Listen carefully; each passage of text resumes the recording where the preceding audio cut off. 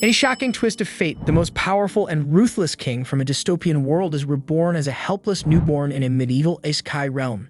The moment he opens his eyes as a newborn, he finds a man and woman smiling down at him like proud parents.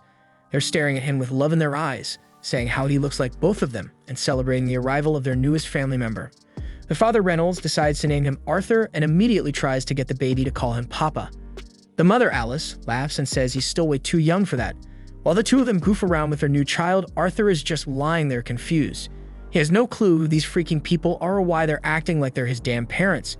If they're telling the truth, then that means he died in his old life and somehow got reborn with memories intact.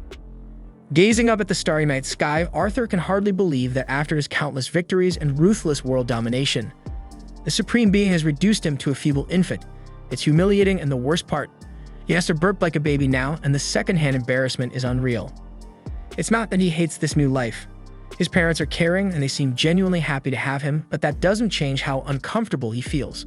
Diapers are annoying, and there's always this nagging fear that someone might try to hurt him while he's helpless, so the only thing he can do to stay on guard is to clench his tiny fist. Reynolds sees this and smiles, thinking it's adorable. He slips his finger into Arthur's little hand and calls Alice over to show her how much their son loves him. Arthur, meanwhile, is still struggling to move, and in the middle of all that effort, he accidentally poops himself. Now his mom has to deal with it, and his shame hits so hard that he almost tears up. He just wants this absurd dream to be over, but it's not a dream, it's real. And this is the new life he's stuck with. Still, things take a strange turn when Arthur notices something unusual. Reynolds suddenly uses magic to boost his strength. Just like that, his body surges with power, and then Alice steps in, using healing magic on him like it's second nature. Arthur's never seen anything like it. Magic didn't exist in his world, so watching it happen right in front of him is fascinating. He wants to understand it, but for now he knows he has to grow up first. Later, Reynolds heads into the forest and takes down a beast using his strengthening magic. Not long after that, a few of his friends show up to hang out. Back to our baby hero, since there isn't much else for him to do, he starts analyzing everything around him. He pays attention to every little detail and soaks in as much information as possible, because if there's one truth that holds across every world, it's that knowledge is power. Reynolds eventually returns home after his hunting trip, and Arthur finds himself wondering whether this society allows everyone to carry weapons. If that's the case, then it must mean the outside world is dangerous enough to make it necessary. That only confirms to him that he needs to get stronger fast because adapting is his only option. There's so much he wants to ask, but his body isn't ready for that yet. Still, in the middle of all this frustration, there's a part of him that feels happy. His new parents give him moments that feel pure, something his old life never allowed. In his previous world, Arthur never even had the luxury of sleeping peacefully. Assassination attempts came with a job, and every night was another risk. But now for the first time, he feels something close to peace, and little by little, he gets used to it. After days, weeks, and perhaps even months pass, Arthur learns to crawl, and the first thing he does is head straight for a mirror, just to check how handsome he looks. Once he gets used to moving around and has full control of his body, he starts sneaking out of bed whenever his parents aren't watching, and his destination is always the library. He picks up books one by one, eager to learn more about this world. That's how he finds out that the continent he was born into is called Dicathan. Dicathan is made up of 3 kingdoms: the Dark Kingdom, where the dwarves live, the Eleanor Kingdom, hidden deep within a forest and ruled by elves, and finally the Sapin Kingdom, where humans reside, including Arthur himself. Although Arthur's nation is a monarchy, its throne is inherited, unlike his previous world where power could be seized by killing the reigning king. Once he's got the basics down, Arthur shifts his focus. He wants to understand magic, so in a surprisingly cute way, he reaches up and pulls a book on the subject from the shelf. The further he reads, the more he starts comparing this world to his old one. His past life was more advanced, more industrial. This one is simpler, but the presence of magic, or as this world calls it, mana, changes everything. According to the book, mana isn't something just anyone can use. It's passed down through generations and only appears in about 1 out of every 100 people. There are only 2 main forms: augmenting, which enhances the body with mana, and conjuring, which enables one to project and manipulate energy in endless ways. While reading, Arthur recalls the healing magic his mother used earlier, and it clicks. She's clearly a conjurer. According to the book, everyone with mana has a mana core, and most spellcasters only learn to tap into it around puberty. Once they master that, they can become full-fledged mages. Arthur thinks it sounds an awful lot like the concept of Kai, something he knew well in his past life. Yet he remains skeptical about whether this arcane knowledge will serve as an effective weapon for him. Still, he decides to try, so he focuses and channels whatever remnants of his Kag he thinks he still has, and just as he starts feeling something shift, Alice swoops in out of nowhere, picks him up like the precious baby she believes he is, and takes a good look at him. At first, Arthur panics, thinking she's caught on to what he was trying to do. But no, it's worse because she announces that he's pooped himself, and the stench confirms it. As Alice takes him to get cleaned up, Arthur lies there in silent agony. He's sick of being trapped in this weak body, and the humiliation is endless. He squeals to himself again that he needs to gain power and fast. Later, Alice spends some quiet time journaling his milestones. She's genuinely proud of how quickly he's developing, but one thing still bothers her: he hasn't smiled, not even once. And that thought hits her harder than she expected. She looks out the window, eyes landing on Reynolds outside, swinging a wooden sword with Arthur in his tiny hands. Reynolds calls out to her, beaming as he brags about Arthur's progress. But instead of being impressed, Alice is pissed. She storms outside and scolds him loudly, saying it's way too soon for their son to be handling weapons. Reynolds tries to explain, but it's no use. Alice doesn't want her baby playing soldier just yet. In contrast, Arthur absorbs every detail of the scene, using his parents' interactions as a framework to comprehend the complexities of marriage, though he begins to wonder if perhaps in this strange new world, women might be the ones really in charge. Later that day, Alice takes Arthur to the market, and everything there blows his tiny mind. Every corner, every sound, every item feels like a brand new piece of information, especially when half this stuff didn't even exist in his old world. He even gets to witness magic being used up close, and that alone makes the whole trip worth it. Then on the way home, as sleep gradually overtakes him, Arthur reflects on how much his family has supported him. They finally make it back home, and Alice carries Arthur straight to his room. On the way, she talks softly about how proud she is whenever he sneaks out of bed just to read, or how curious he gets every time they go to the market. She's convinced he inherited those traits from Reynolds, and she chuckles to herself, saying he might grow up and run off to explore the world. But deep down, she hopes he gets to live a quieter, safer life. That evening, Arthur sits nearby and watches Reynolds practice magic in the yard. At first, he's excited, thinking he finally has someone to learn from firsthand. He watches as Reynolds lifts a few small rocks with his magic, and that makes Arthur change his mind, but before the disappointment sets in too deep, Alice shows up behind him and assures him Reynolds is just warming up.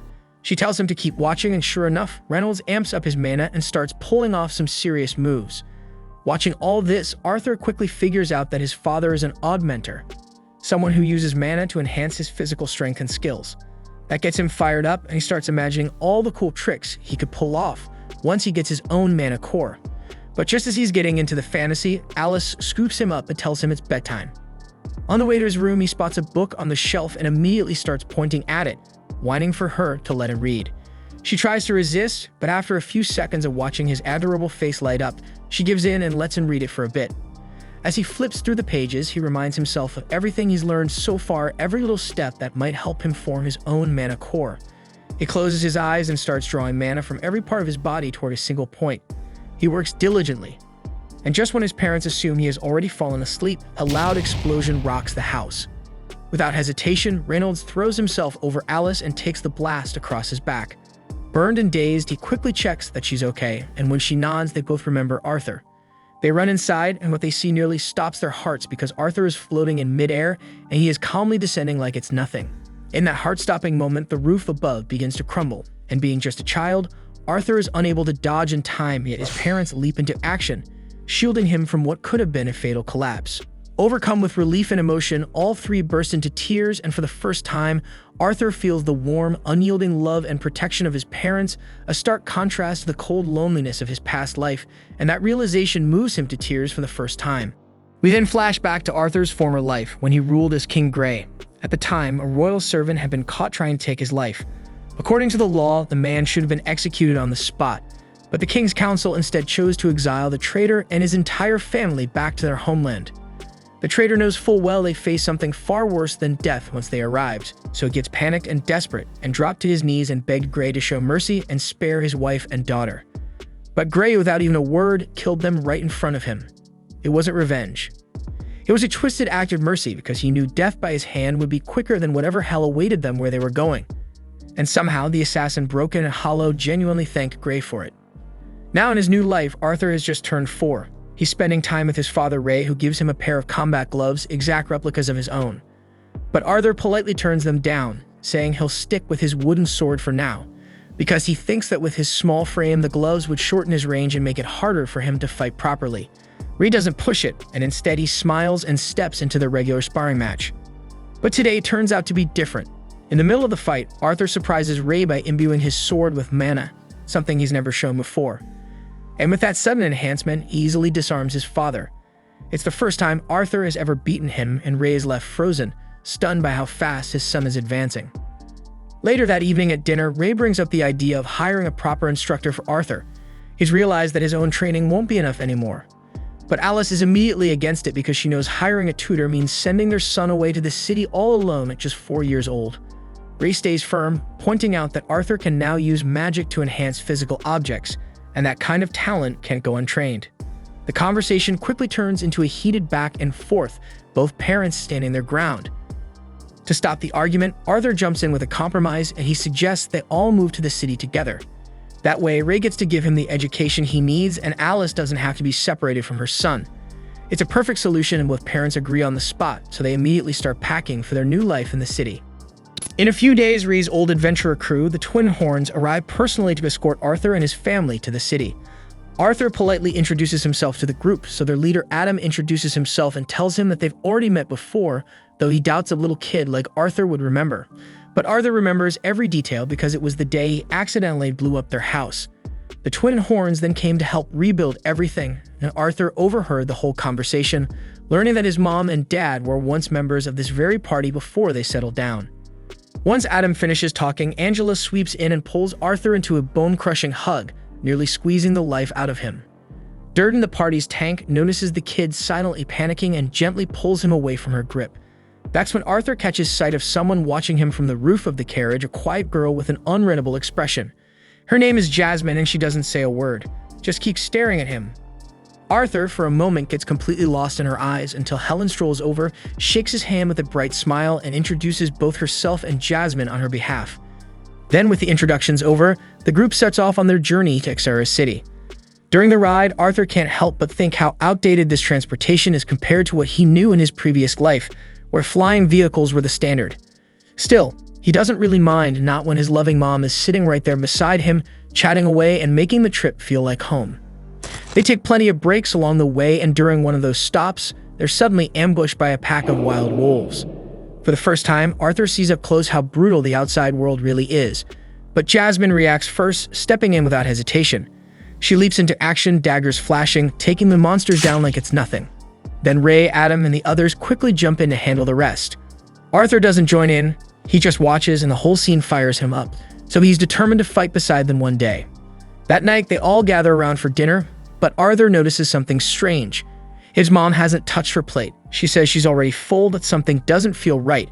She then spots a wound on Ray's arm, so she instantly walks over to heal him, and the moment she starts casting the spell, the energy in the group changes. Everyone suddenly becomes tense, quietly scanning the area, shielding her from any wandering eyes. It's then that Arthur starts putting the pieces together. Healing magic isn't just uncommon here, it's a huge deal. And the real reason his family had been living way out in the middle of nowhere wasn't just to live quietly. It was to keep Alice's rare healing abilities hidden from the world. After the meal, Adam pulls Arthur aside, curious to see firsthand if Ray's been exaggerating his son's abilities. The rest of the party is just as intrigued by the so-called prodigy, so they gather around to watch, turning what was supposed to be a quiet moment into a full-blown spectacle. Arthur, still just 4 years old, silently wonders if anyone's the least bit concerned about him getting hurt. But this will be his first time facing an opponent other than his dad, and unlike Ray, who only used a practice stick, Adam shows up wielding a real spear. But even if it's wrapped in cloth to dull the edge, it's still a proper weapon. The match kicks off without delay. Adam channels mana into his spear right away, and Arthur instantly responds, infusing mana into his body too. But he doesn't stop there. He surges magic into his legs, boosting his speed to a whole new level. In a blink, Arthur launches forward, slipping right between Adam's legs and landing a clean hit before springing back to create distance. The crowd goes silent, absolutely stunned by his lightning-fast movement and spot-on precision. As the duel heats up, they clash again, but this time head-on. But it becomes painfully obvious that there's still a huge gap in sheer power. Arthur doesn't have the muscle to keep up, and Adam's next blow sends him flying. The force behind the strike throws him through the air like a ragdoll, and right then, Arthur gets a harsh reminder. This small body of his just isn't built for direct hits. But before he slams into the ground, Angela swiftly casts wind magic to catch him midair, gently lowering him to safety. Durden then immediately steps in and scolds Adam for going way too hard on a little kid, and he reminds him they were supposed to be sparring, not trying to launch Arthur into orbit. Adam raises both hands in apology, admitting that he got a little too into it, but only because the little monster's technique totally threw him off guard. So he asks Ray what kind of damn brutal training regimen he put this kid through to make him this dangerous at just 4 years old, but Ray says that he doesn't do shit. A few steps away, Arthur notices Jasmine staring him down with that unblinking intensity of hers. She boldly asks how the hell he fights like that and demands he teach her. And judging by her completely deadpan expression, Arthur realizes she's not going to drop this until she gets what she came for. The following morning, the group resumes their trip and eventually stops at a calm, open stretch where Arthur can squeeze in some more training. Adam takes this chance to give him some spear lessons while Ray flexes his dad bod with some old-school workout poses, and the poor kid just humors him anyway.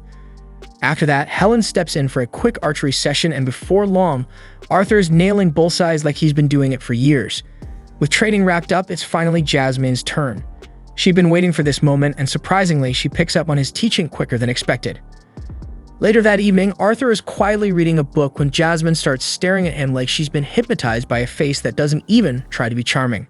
A few minutes later, it's not just a stare, it's borderline stalker behavior. The next morning rolls around, and it's Arthur's birthday. Jasmine, of all people, gives him a dagger as a present. To everyone's shock, especially the other girls, she even goes out of her way to explain how to properly use it. Adam, being the only single guy in the group and having clearly had enough of this rom-com moment, loudly declares that it's time to hit the road. That's when Alice calls Arthur over, but just as she does, she clutches her stomach and clearly looks like something's wrong. Arthur sees right through her weak smile and asks what's going on, but she brushes it off, insisting she's okay, even though the way she says it doesn't convince him one bit.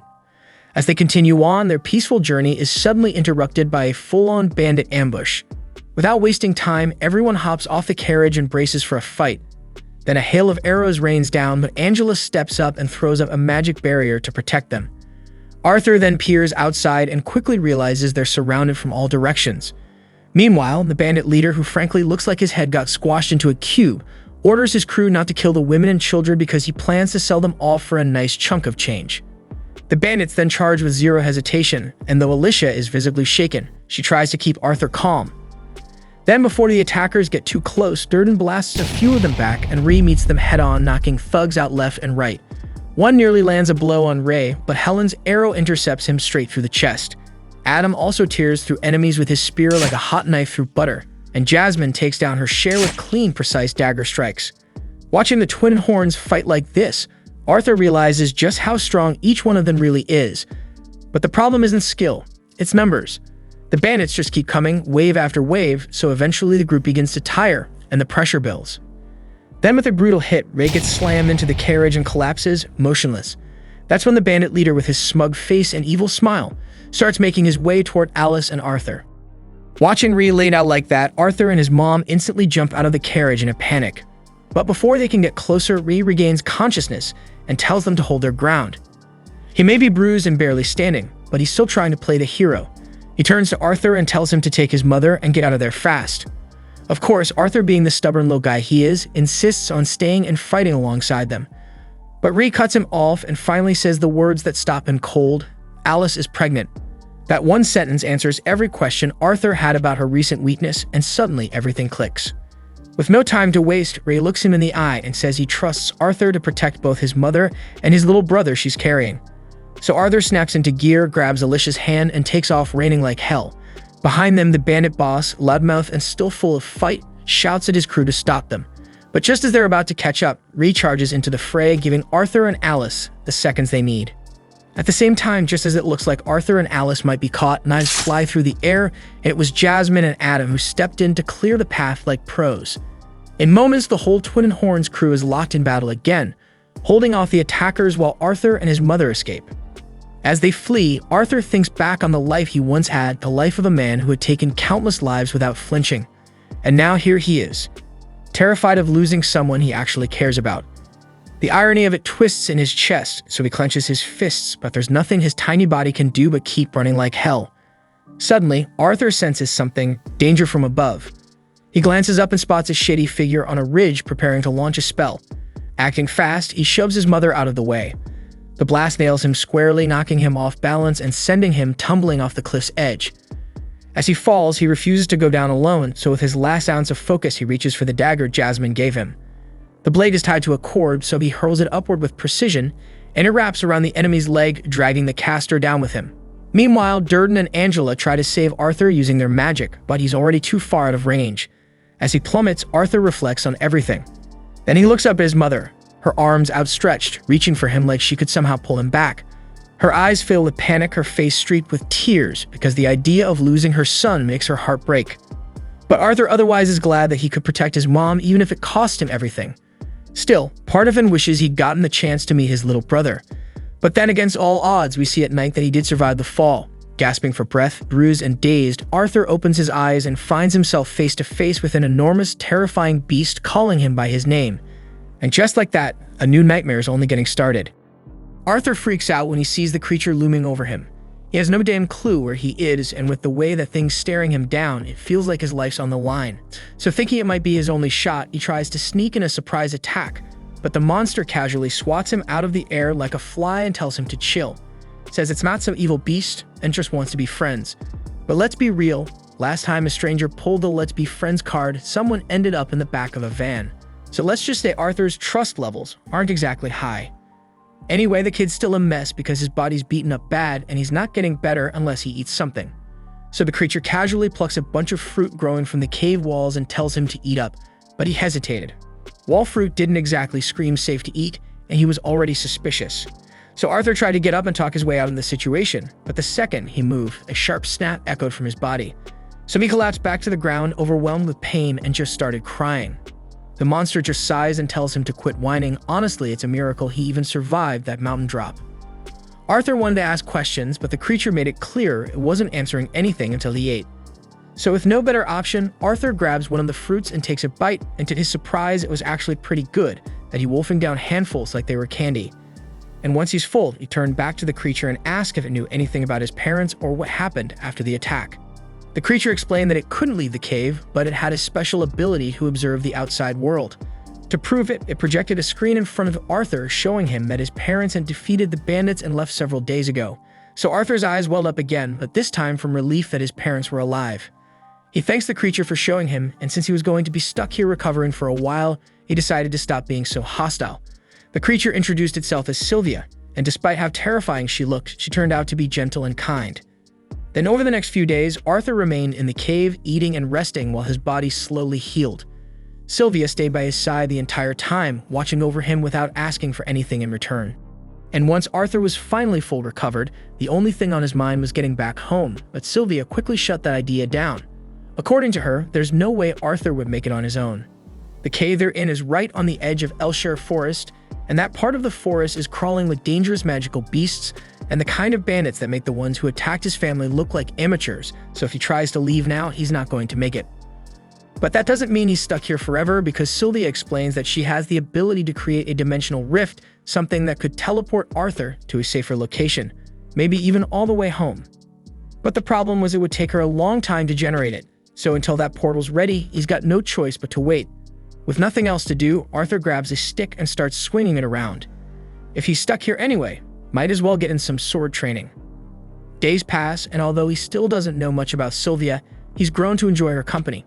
All he really knows is that she looks like a terrifying monster and she's clearly hiding from something or someone, but despite everything, she's one of the kindest people he's ever met. After another round of training, Arthur takes a break. He walks over to a flat rock, sits down, and starts working on channeling his mana. Sylvia watched for a while, quietly impressed. He was just a kid, yet he already had a mana core, but from the way he was going about it, it was obvious he hadn't received proper training. Without a word, Sylvia lifts her hand, and suddenly, a swirling mass of mana gathers in her palm. Arthur's jaw nearly hits the floor because it's not just that she's casting a spell, it's the fact that she's gathering mana while she's casting. So if you can learn to control mana like that, there's no doubt you become incredibly powerful. But before he could ask her to teach him, Sylvia stopped and looked over at him. She wanted to know what he planned to do with that kind of power if he learned it. Arthur hadn't really thought about it before, but now that she brings it up, one memory burns in his head. Those bandits. How close they came to killing his family. How powerless he felt. So without thinking, he tells her flat out, He'll use that power to wipe out anyone who dares to hurt the people he loves. Sylvia didn't like what she heard, and without a word, she walked over and flicked Arthur on the forehead, knocking him back and tells him straight that she'd never teach that technique to someone driven by thoughts like that. Arthur sat there, holding his head, still not understanding what the problem was, because to him, after what happened to his family, wanting to protect them by any means felt right. Sylvia wants to make something clear, so she gently presses a single finger against Arthur's forehead and calmly tells him she could just as easily crush his skull with it or touch him with care like she just did. Then she asks him which one he'd rather experience. Obviously, Arthur chose the gentle touch. So she explained that anger and hatred are easy paths to walk, but once you start down that road, it never ends. It just consumes everything. She didn't want that for him, and she didn't want him to waste his life chasing revenge, so she asked again what would he do with this power. Arthur took a moment, and this time, instead of thinking about the fear and violence he faced, he pictured the faces of the people he loved, the ones who made him smile. And with that image in his heart, he answered that he wanted strength so he could protect them. So Sylvia smiled because that was the answer she'd been hoping for. But elsewhere outside the cave, another creature was drawing near, one that looked an awful lot like Sylvia. It had been tracking her, and now was close. Back in his old world, Arthur had been a king, but not in the way most people imagine. The senators held the real power, and he was just their weapon.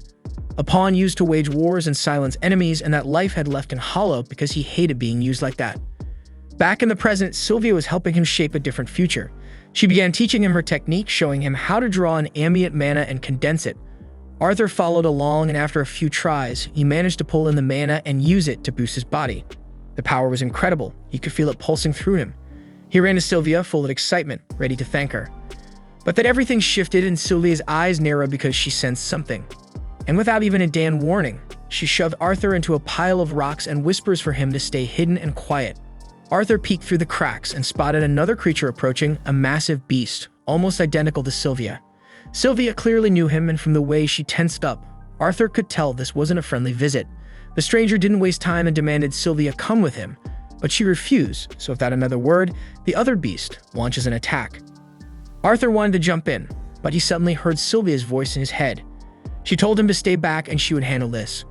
The other dragon tried to reason with her one last time, said he didn't want to kill her, but would if he had to. But Sylvia's answer was clear. She would rather die on her feet than listening to his freaking voice. She then unleashed her full power, and in that moment, Arthur saw her true form, a dragon pulsing with energy. And in this form, she can unleash everything she's got.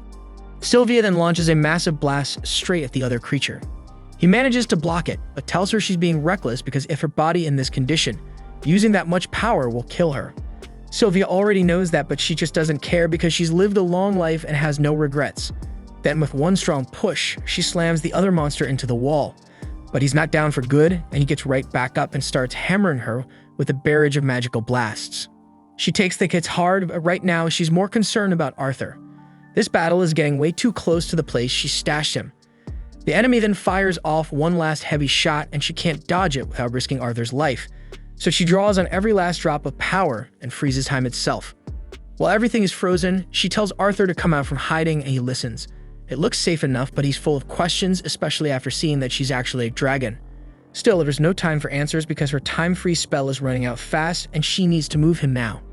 She opens the dimensional rift she had been building, but since she's injured and never got the chance to finish the spell properly, the portal connects to some random place instead of his home. She really didn't want to dump him in the forest, but at this point there's no other choice. Even so, she trusts Arthur. With what he's learned from her, she believes he can handle himself and make it back on his own. But before she sends him off, she asks him again what he plans to do with its power. Arthur doesn't even pause and tells her that he'll use it to protect the people he loves. That answer puts her at ease, and she's glad he finally understands. Before he goes, there's one last thing she wants to give him. Sylvia conjures an egg and a single feather, placing them gently in front of him. She asks him to wrap the egg in the feather and keep it safe no matter what. Then with the last of her strength, she transfers her will onto Arthur's body, marking both of his arms with strange glowing symbols. Arthur looked down, stunned by the sudden appearance of the glowing marks because they stretched from his shoulders to his wrists like full-sleeve tattoos pulsing faintly with mana. But Sylvia doesn't have the energy to explain what they mean, and she simply tells him that one day he'll understand how to use them, but by then she won't be around to show him how. Sylvia also apologizes to Arthur because the truth is she could have sent him back to his family the moment he showed up, but she was just enjoying his company so much that she didn't want to let him go. And now, because of that selfish choice, she ended up putting him in danger. Arthur feels awful because he knows there's nothing he can do to save Sylvia from dying here even after everything she taught him.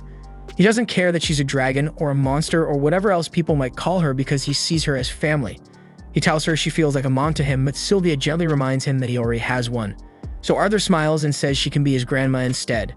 Sylvia didn't see that coming, but the moment he says it, her heart melts, so she asks him to say it again. And he does happily. Sylvia's heart breaks knowing she won't get to see him again, but time is running out, so she gently nudges him forward toward the portal.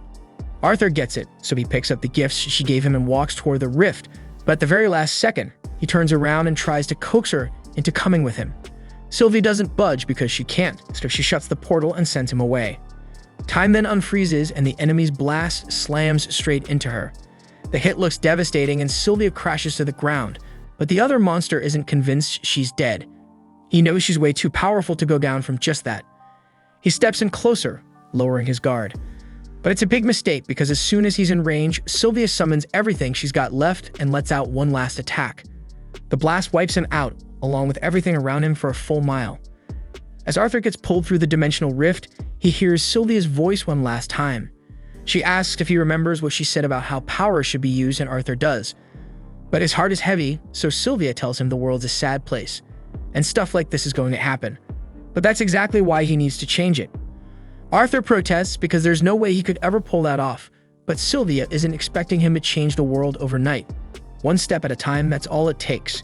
Besides, this isn't his first time shaping a world, and she knows who he used to be. Sylvia is aware of his past life as a king, and while she didn't agree with how he ruled back then, she believes that as long as he doesn't lose himself to hate, Arthur can become the kind of king this world actually needs. Then a little while later, Arthur wakes up on the ground dazed and aching, but one thought is burned into his soul. He's going to keep his promise to her. But first he's got to figure out how to get out of this damn forest. But suddenly, he hears something move behind him. And then he hears a blood-curdling scream echoing from across the woods, and it sounds like a little girl. So without hesitation, he channels mana into his legs and bolts toward the noise. He leaps up into a tall tree for a better view, and from there he spots a group of bandits dragging a young elf girl. She tried to escape, but they already got her, and one of them has his hand clamped over her mouth to shut her up. And since she's an elf, they're planning to sell her on the black market for a huge profit once they leave the forest, so they tie her up and toss her into the back of their carriage like cargo. Watching all this shit, Arthur is hit with flashbacks, memories of the moment he and his family were attacked by bandits too. He remembers hearing those bastards talking about keeping him and the women alive to sell later, and it makes his blood boil. His first instinct is to slaughter every last one of them for what they're doing, but then Sylvia's voice echoes in his mind, reminding him to keep his anger in check. He closes his eyes, takes a breath, and regains his focus. Charging in now could get the girl killed, and he knows it. So he holds back, watching and waiting for the right moment to strike. Once the bandits all pile into their carriage and start heading out of the forest, Arthur silently follows, sticking to the shadows. By the time night falls, they stop to set up camp since it's too dark to keep going. Arthur sits nearby, hidden, still debating whether he should trail them until they reach a town or just take them out here. But then he overhears one of the scumbags talking about how elves are his favorite and how they should get a taste of her before selling her off. That's it. Arthur knows he can't let this go on, but it's not quite time yet because he still needs full cover of darkness before making a move, so he closes his eyes and starts meditating, getting himself ready for all the blood he's about to spill. Once it's dark enough, Arthur opens his eyes, fully focused, and starts mapping out his plan. He then spots a few horned wolves chained up nearby, which is strange because no way wild beasts like that would obey humans willingly. A closer look reveals they've been forced into submission with enchanted collars, and Arthur figures he can use that to his benefit. So he picks up a few acorns and tosses them at the wolves to stir them up. The wolves' howling draws the bandits' attention, and their leader growls at one of his men to hurry over and shut those freaking beasts up. The unlucky bandit drags himself up and heads over, kicking one of the wolves hard in the neck to silence it. But in that exact moment of distraction, Arthur makes his move. He summons a mana blade, leaps down silently behind the bandit, and in a swift, brutal strike, cuts the man down where he stands. Arthur quickly grabs the guy's weapon, and just as another bandit comes over to check out the noise, Arthur jumps onto his back and slits his throat clean. That makes 2 down, but Arthur's body is already running low on steam, so he knows he can't drag this out for long. Then another bandit shows up to see what's taking so long, and Arthur rushes him, trying to land a clean kill. But he misses the vital spots and the guy manages to scream, blowing Arthur's cover. The leader catches on fast and realizes the attacker is a mage kid, which means this fight just got a hell of a lot more complicated. Still, he doesn't want to kill the kid, not when selling a young mage on the black market would be worth way more than the elf girl. He starts channeling magic into his arms and charges and swinging. Arthur leaps back and throws a kick to counter, but the guy dodges it with ease. Arthur tries to throw him off by hurling his knife, but the leader catches it mid-air and turns this move against him. He slams Arthur to the ground and grabs him by the ankles, lifting him up just to mock him. He laughs, telling Arthur there's no way a kid can beat an adult in raw strength. And Arthur knows he's right, so he stops trying to match power with power, and he switches back to magic. He blasts a fireball straight at the guy's knee, and while he's screaming in pain, Arthur drives the knife straight into his skull. Only one more to deal with the wounded bandit from before, and Arthur wastes no time finishing him off. Then he heads straight for the carriage to check on the girl. She's still blindfolded, completely in the dark about what just happened. Arthur gently tells her it's okay now, the bandits are gone and she's safe. Her name is Tessia, and as Arthur helps her out of the carriage, he tells her she's free to go home. But then Tessia spots the blood on Arthur's hands and immediately starts panicking. Arthur figures it's normal, any kid would freak out after seeing that much blood. Letting her see the full aftermath might not be a great idea, so he tells Tessia to wait right there for a bit, then walks off to cover all the bodies before she sees them. Tessia then asks Arthur what happened to the ones who took her, and Arthur doesn't really want to tell her he slew them, so he just says they ran into a bit of an accident and won't be a problem anymore. The girl doesn't press any further, so Arthur grabs her things from the bandit's carriage, hands them over, and says goodbye because he still needs to make his way home. But before he can walk off, Tessia grabs his arm and begs him not to leave. She's terrified of being alone out here, scared she'll be eaten by some tree ghost or worse. Arthur asks if she at least knows the way home, and she says she does. Kind of. She knows the general direction, but not how long it'll take to get there. Arthur really doesn't want to go off course, but he also knows there's no way Tessia survives out here on her own. So in the end, he agrees to walk her back to her village. He glances over at the wolves the bandits were keeping and considers using them to speed things up, but he's got no clue how to actually control a wild wolf, so he figures they're better off left behind. Tessia, though, says they should at least take off the magic collars so the wolves can go free. Arthur warns her that taking them off could get her attacked, but Tessia isn't too worried. She hasn't hurt them, and as someone who lives in this forest, she feels responsible for helping the creatures that live in it. She ends up removing the collars, and sure enough, the wolves quietly walk off into the woods without causing any trouble. By the next day, Arthur and Tessia are already on the move, heading toward the direction of her village. After walking for a while, they stop to take a quick break and grab a bite to eat. Arthur cooks up a simple stew and tells her she's got to eat because they still have a long way to go and she'll need the energy. Tessia makes a face because the stew tastes and smells kind of weird. But hey, Arthur is no gourmet chef. The whole thing is just dried meat and salt boiled together. Not exactly 5-star, but it's better than starving. While they eat, Tessia asks why Arthur came to Elshire Forest in the first place. It's not every day a human, especially a kid, shows up around here. Arthur explains how he got separated from his family and ended up wandering into the forest. Since they're already on the subject, he asks what it's like living in the kingdom of Eleanor, and Tessia lights up. She says she loves it. Her parents are always busy with work, so she usually spends most of her time hanging out with her grandfather and the family servant. They keep moving along the path, but since Tessia has no clue how far her village actually is, it's tough to say how long this trip's going to take. And to make things worse, one of those wolves she let go earlier has been quietly trailing them ever since. Arthur's seriously starting to regret not just taking them all out back when he had the chance. That night, Arthur decides to stay outside the tent and keep watch. If that wolf shows up, he wants to be ready in case it tries anything. But a little while later, Tessia peeks her head out and asks Arthur to come inside and sleep. He tells her he's not tired and he'll stand guard out here. She's clearly too freaked out to be left alone. She begs him to come inside with her, and after a little back and forth, Arthur finally gives in. He figures he can still keep watch from inside the tent anyway, just to help her feel safer. Tessia's trying to act like she isn't scared, but it's obvious, especially since she insists that Arthur stay right next to her the entire time, even when they're taking their shit. Before she falls asleep, Tessia asks him something random about the human kingdom. She wants to know if it's true that all humans are perverts who marry a bunch of wives. Arthur's caught off guard and asks where she even heard that shit, and she says it was her grandpa who told her. Arthur admits some nobles have their own harem, but most humans are actually pretty decent. Tessia seems satisfied with that answer and turns over to go to sleep. Luckily, the wolf never showed up that night, so by morning, Arthur and Tessia packed up and got moving again. Over the past few days, Tessia's really started to open up to Arthur. And now that the trauma of the slave traders is fading, she actually seems happier. Still, she's totally useless in the wild. She can't even cross a small creek without help, so Arthur ends up having to carry her across like a sack of flour. Then out of nowhere, Arthur clutches his chest in pain. It hits him like a wave and he has no idea what's happening. Tessia freaks out and runs off into the woods to find some herbs that might help. But Arthur's pretty sure this isn't some random sickness. He props himself up against a tree, barely holding it together, and that's when the same wolf from before shows up. Arthur immediately tenses up. If it attacks now, he's completely screwed.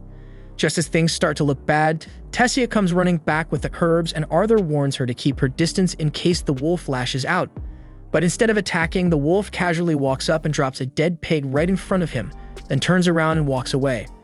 Arthur just stares, totally thrown off. Tessia guesses that maybe the wolf was just trying to say thanks for letting it go free. That evening, Arthur and Tessia set up camp and sit down to enjoy some roasted meat by the fire. It's a major upgrade from the bland stew they had earlier, so Tessia's loving it. While she was out searching for herbs earlier, she also found a few mushrooms. She offers some to Arthur, but in hindsight, he really shouldn't have eaten the random forest mushrooms because now he's dealing with the worst case of diarrhea imaginable. After Arthur's done practically dying in the woods, he's exhausted and ready to crash on the spot, but Tessia keeps talking to him. She starts going on about how her grandfather used to read her storybooks about the human and dwarven kingdoms. Ever since then, she's wanted to visit them, but the elders never let her because elves generally don't trust other races. Somewhere in the middle of her story, Tessia realizes Arthur isn't listening at all. He's clearly too wiped to focus, so she gently covers him with a blanket and quietly wishes him good night. And by the next day, they get back on the road, but Arthur's chest pain is getting worse with every step. Tessia feels bad for not being able to do anything to help, but Arthur tells her it's nothing to worry about.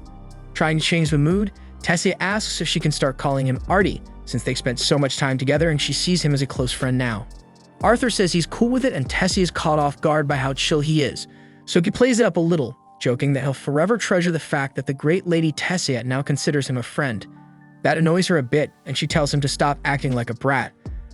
Arthur fires back, saying it's rich coming from someone who wouldn't let him leave her side all night because she was scared. Tessia insists that was completely different. Still, joking aside, Arthur realizes something. Tessia is actually the first real friend he's ever had. Not just in this world, but even in his past life, he never had anyone get this close. Just then, Tessia spots something up ahead that looks familiar. She calls Arthur over to take a look. He walks over expecting her to show him a cool stick or some weird rock, but instead he finds himself standing in front of a massive tree with a glowing portal embedded right in the trunk. Tessia turns to him, says this is the entrance to her village, and reaches out her hand, asking Arthur to come with her inside. Regrettably, the elves still harbor deep resentment toward humans, so the moment Arthur crosses into the elven village, he's instantly surrounded and held at sword point. He turns to Tessia, hoping she'll speak up for him since she could easily clear things up, but to his surprise, Tessia just stares at him coldly, staying completely silent.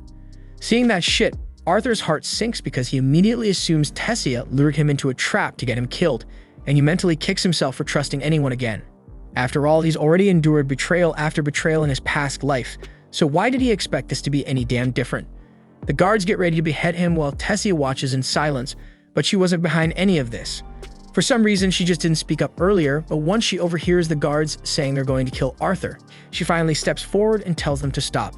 One of the guards warns her, insisting that this human boy is dangerous, but Tessia firmly states that Arthur isn't dangerous at all. In fact, he's the sole reason she was able to make it home alive. Tessia's words should have been enough to make the guard rethink his actions, but instead, he accuses Arthur of brainwashing Tessia into believing he's trustworthy, so he still plans to kill him anyway. But before the guard can carry out the order, an older man appeared from a magical light and commands them to release Arthur. This man is Tessia's grandfather and the former ruler of the elven tribe, and his name is Virion. Thankfully, he's much more level-headed, and he chooses to believe Tessia's account of what happened. He even offers Arthur an apology for how they treated him after everything he did to help Tessia. But from their perspective, it was suspicious that the missing princess returned home with an unknown human kid. Arthur's relieved to hear he won't be executed, but he's also shocked to learn that Tessia is royalty because she never mentioned it once during their entire journey. They spent days traveling together, yet she apparently didn't think it was worth bringing up. Right then, Tessia's mother and father appear, having been informed that their daughter had returned safely. Tessia runs into their arms, overjoyed to see them again. And if Tessia is a princess, that means her parents are the king and queen of Eleanor. But unlike Virion, they're not as forgiving because the moment Tessia's father lays eyes on Arthur, he demands an explanation for why a nasty human has set foot in their kingdom. So he immediately orders the guards to seize Arthur and execute him without delay. However, no one moves a muscle. Tessia's father may be the reigning king, but Virion already told the guards to leave Arthur alone, and nobody dares defy Virion. Virion then steps forward and informs the king that Arthur is the boy who rescued Tessia and escorted her home safely, so they can't treat him like a common criminal. Tessia also demands that Arthur be welcomed into their palace as an honored guest, but her father hesitates since allowing a human to enter the elf kingdom, let alone the royal castle, is strictly forbidden by tradition. But rather than endure a tantrum from Tessia, he reluctantly agrees to grant Arthur the respect of a proper welcome. Now that the misunderstanding has been cleared up, everyone prepares for return to the castle. But before they leave, Virion quietly tells Arthur that he wants to speak with him later in private. Arthur feels a bit cautious around Virion, sensing just how powerful the old man truly is, but he doesn't have much time to dwell on it because Tessia grabs his arm and excitedly pulls him along to show him around. It's Arthur's first time setting foot in the Elven Kingdom, and he's completely captivated by how different everything looks compared to the human lands. But the deep prejudice against humans is still painfully obvious because every elf they pass stops what they're doing to stare at Arthur as he walks alongside Tessia toward the palace. Still, no one dares say anything offensive, since Arthur has officially been declared a royal guest. Tessia is the only one treating him warmly, but in the back of his mind, Arthur keeps wondering why she waited so damn long to speak up when the guards were about to execute him. Suddenly, the sharp pain in Arthur's chest returns, worse than before, but he still doesn't understand what's causing it. Once they arrive at the castle, Tessia is welcomed by her attendants, and she orders them to look after Arthur with kindness and respect, regardless of his human status. With that settled, she turns to Arthur and asks if he'd like to come play with her. But Arthur tells her he first needs to speak with her parents because he figures they'll want to hear exactly what happened to Tessia and how they managed to get back home. They all then make their way to the audience chamber, with Tessia tagging along since she refuses to be left out. And since they're about to have a serious conversation, Tessia suggests bringing in some treats to enjoy while they talk. It feels more like a casual tea gathering now, but there are still important matters to discuss. Tessia's father then takes the opportunity to formally introduce himself.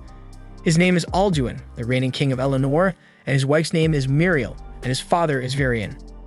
Arthur then presents himself modestly as a simple boy hailing from a humble village in the kingdom of Sapin, fully acknowledging that someone like him, a human, would typically never be granted permission to enter Eleanor, much less stand before the royal family, so he expresses his deep gratitude for their hospitality.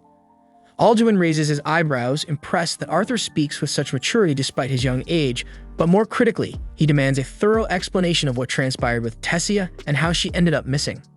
Arthur proceeds to recount the entire ordeal, describing how he became separated from his family during a raid by bandits and ultimately found himself lost within the elven forest, though he deliberately omits his encounter with Sylvia inside the cave.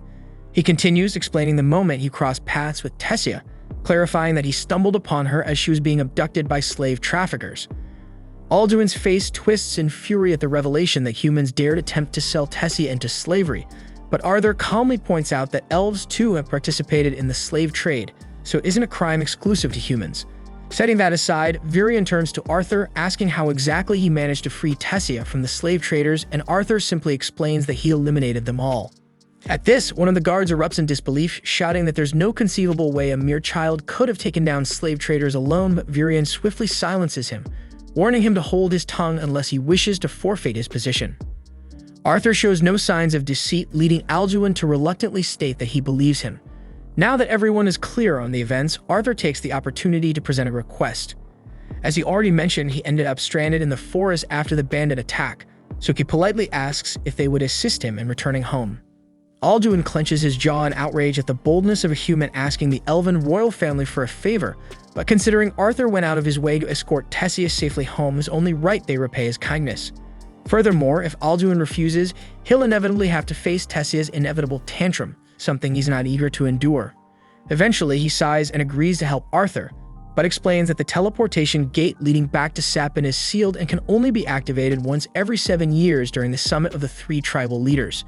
Since the last summit took place 2 years ago, Arthur will have to wait an additional 5 years before the portal becomes usable again. Arthur isn't keen on waiting that long, and Alduin equally dislikes the idea of having a damned human remain in Eleanor for 5 entire years, so he states that he'll arrange for a squad of guards to escort Arthur back to Sapin. He wants Arthur gone as soon as possible, but since it's already quite late, he allows Arthur to stay the night in the castle and depart the following morning. Arthur expresses his gratitude to Alduin for agreeing to help him return home, though the ache in his chest is intensifying and Virion quietly takes note of Arthur's condition. A short time later, Arthur's room is prepared inside the castle. He finds himself soaking in a bath, yet the throbbing in his chest keeps worsening, leaving him anxious that something serious is happening to him. After finishing his bath, he steps out onto the balcony to breathe in some fresh air, hoping it might ease the discomfort. The cool air offers a bit of relief, but he knows he needs to get to the bottom of this pain before it escalates into something dangerous. As Arthur gazes upward, he spots Tessia alongside her parents standing on the balcony above, and watching them together stirs thoughts of his own family. He still has no damn idea whether Rhea and Alice survived the ambush by the bandits, but he trusts in their strength because they've always been tough, so surely they managed to escape somehow. Even so, he deeply wishes he could talk to them right now. At that moment, Tessia notices Arthur below and senses that he looks troubled. Once she finishes her conversation with her parents, she goes to find him. When she finally reaches Arthur, she apologizes for the cold way her father treated him, but Arthur assures her that it doesn't bother him. He understands why Alduin would act that way after all decades of conflict between elves and humans have left deep scars, and it's only natural he'd struggle to trust a human, especially one connected to his daughter. Speaking about parents makes Arthur reflect again on how distant he feels from his own, and confesses his fear that they might not be happy to see him. After all, the entire reason they went on this journey was for his sake. Maybe he'll blame him for everything that happened. He also holds himself responsible for failing to protect them during the bandit attack and for getting separated. But before he can spiral deeper into guilt, Tessia grabs his face and shakes his head gently. She doesn't know much about Arthur's parents, but if they're anything like hers, she's sure they'll be overjoyed to see Arthur again when he finally makes it home. At that moment, the hallway lit up with dozens of brilliant fireflies, and surrounded by the glowing lights, Arthur found himself trying to remember the smiles of his parents. Ever since he had been reborn into this world, they had never once given him any reason to feel unloved. So why was he suddenly afraid that they'd despise him after everything that had happened? He had allowed the scars from his past life to cloud his thinking and fill him with doubt for quite some time now, and he had even gone so far as to suspect Tessia might betray him earlier, but looking at her now, all he could see was a pure-hearted girl who would never harm her friend. Suddenly, Arthur sensed something flying straight toward Tessia, so he caught it instantly and powered up his mana, ready to strike at whoever had attacked her. But to his astonishment, the one who had launched the attack was none other than Virion. Arthur couldn't believe Virion would stoop so low as to attempt to harm his own granddaughter, but Virion calmly explained that he'd never intended any harm to come to Tessia, because the objects he had thrown were nothing more than a few fireflies, harmless even if they made contact. Still, he admitted he was impressed by Arthur's lightning-fast reaction and counterattack. Virion's reason for pulling this stunt was simply to test if Arthur had truly possessed the strength he claimed to have used to defeat the slave traders, and it was clear now that Arthur had been completely honest. Tessia then hurried over and pleaded with Virion to stop teasing Arthur, but that wasn't the real reason he'd come here. He had noticed something peculiar about Arthur earlier, and he wanted to test it out with a friendly duel to gauge Arthur's true abilities. Virion then conjured a sword for Arthur using magic and gently lifted Tessia out of harm's way so she wouldn't get injured. Arthur accepted the challenge, sprinted forward, and swung his blade at Virion, but Virion was simply too quick. Even after Arthur infused his steps with mana to enhance his speed, he still couldn't catch up to Virion. Just when Arthur thought he finally spotted an opening, Virion shattered his sword effortlessly with the palm of his hand. A fragment of the broken weapon flew straight toward Tessia, so Arthur threw the remains of his blade to intercept it, shielding her. Arthur then charged at Virion wielding nothing but pure mana, yet Virion met him with his own aura.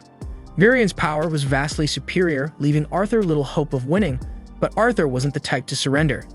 Even after being knocked back by Virion's force, Arthur surged forward again and managed to land a clean strike right on Virion's forehead. It didn't inflict any real harm, but Virion was genuinely impressed that Arthur had managed to slip through his guard and land a blow. Virion was eager for another bout, but suddenly Tessia pinched him on the ass and scolded him for picking on Arthur. Arthur assured her that it was alright, admitting he actually felt privileged that someone as formidable as Virion deemed him worthy of a spar. While they were still on the subject, Virion revealed that he wanted to formally take Arthur on as his pupil. Arthur was stunned and asked if Virion was being serious, but Virion wasn't one to make jokes about such things. He directly asked Arthur whether he'd accept the offer.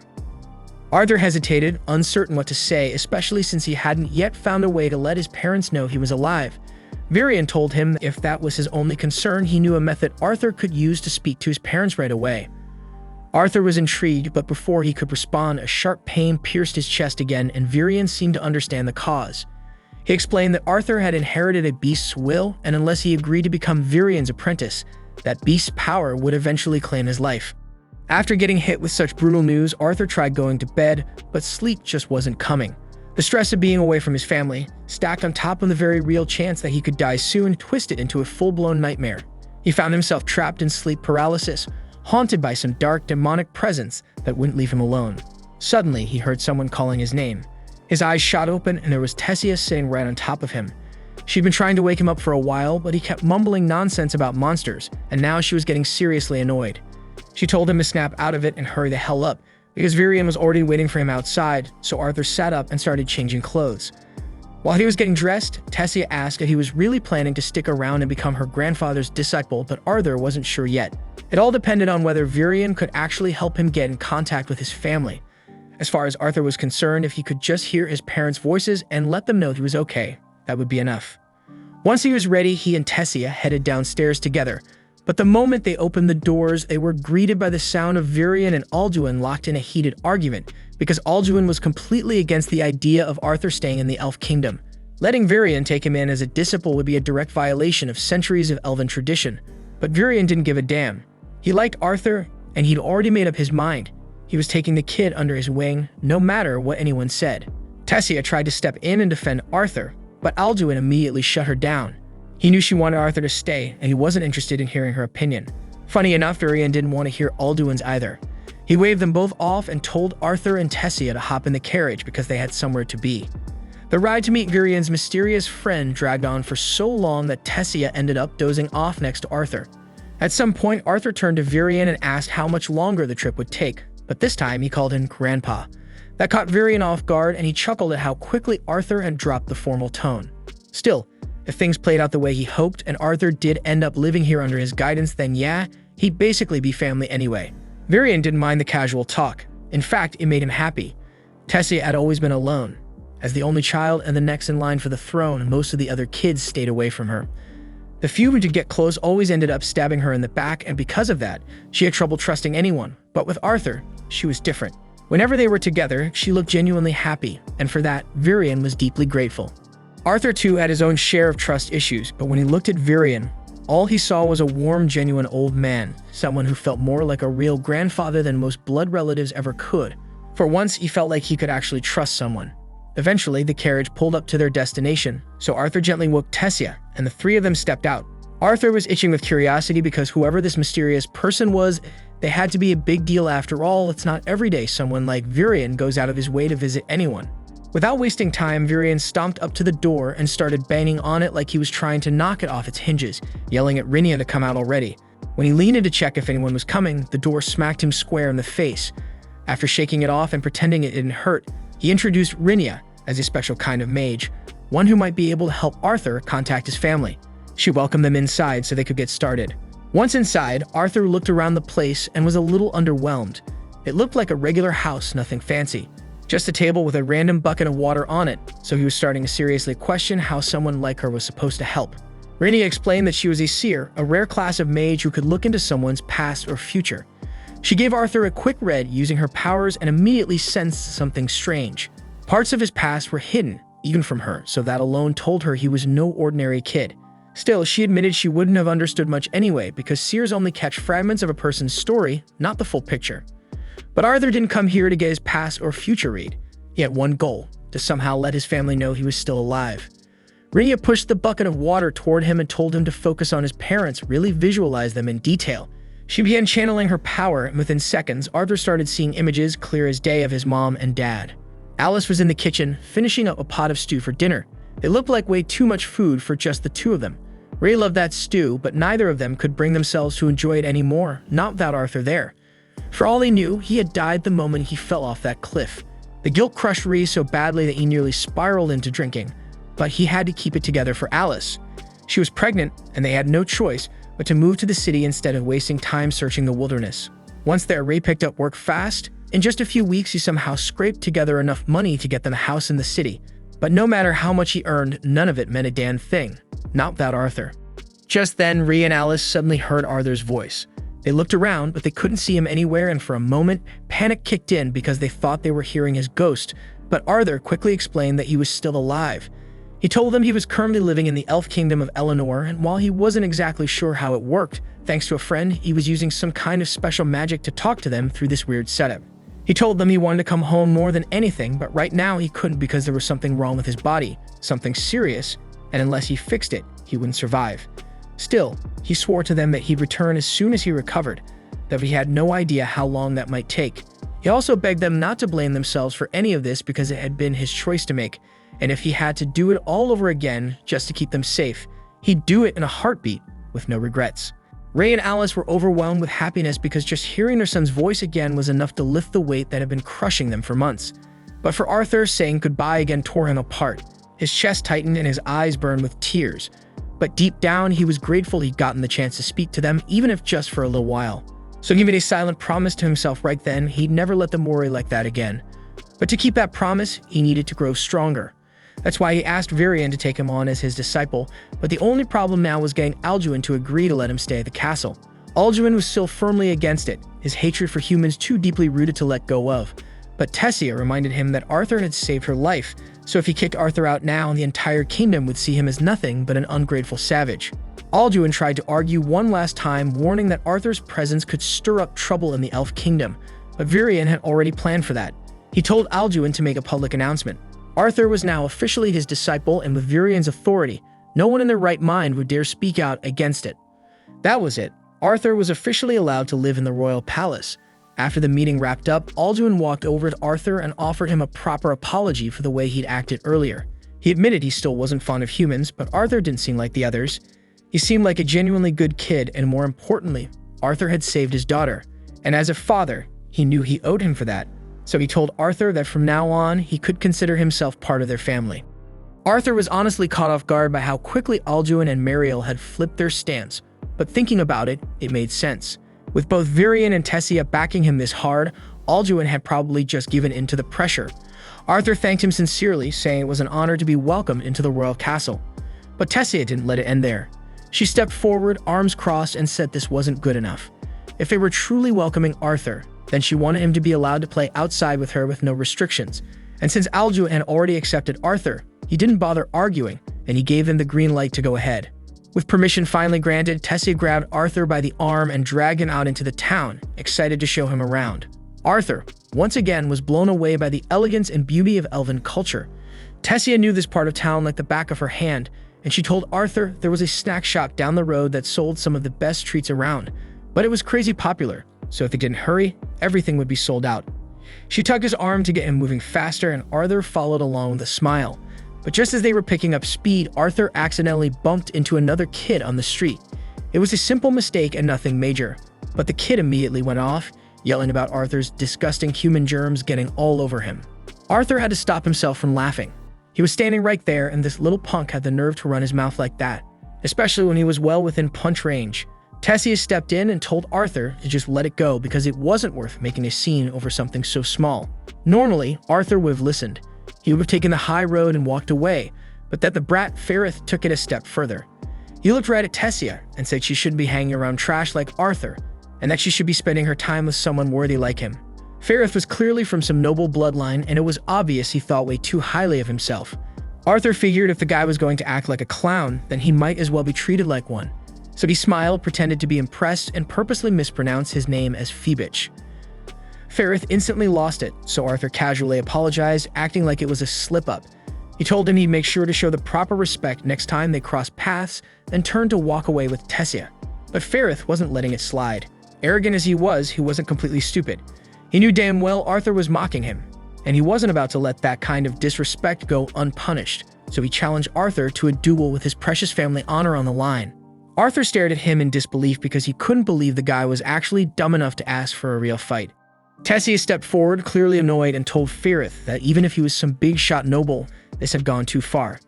Firith brushed it off, saying it was perfectly normal to challenge someone to a duel if they insulted your name. But Tessia reminds him that Arthur is now the student of Virion, and only a fool would willingly pick a fight with the apprentice of the most powerful man in the kingdom. Still, Firith was full of himself. He said there was no way he could lose to a human.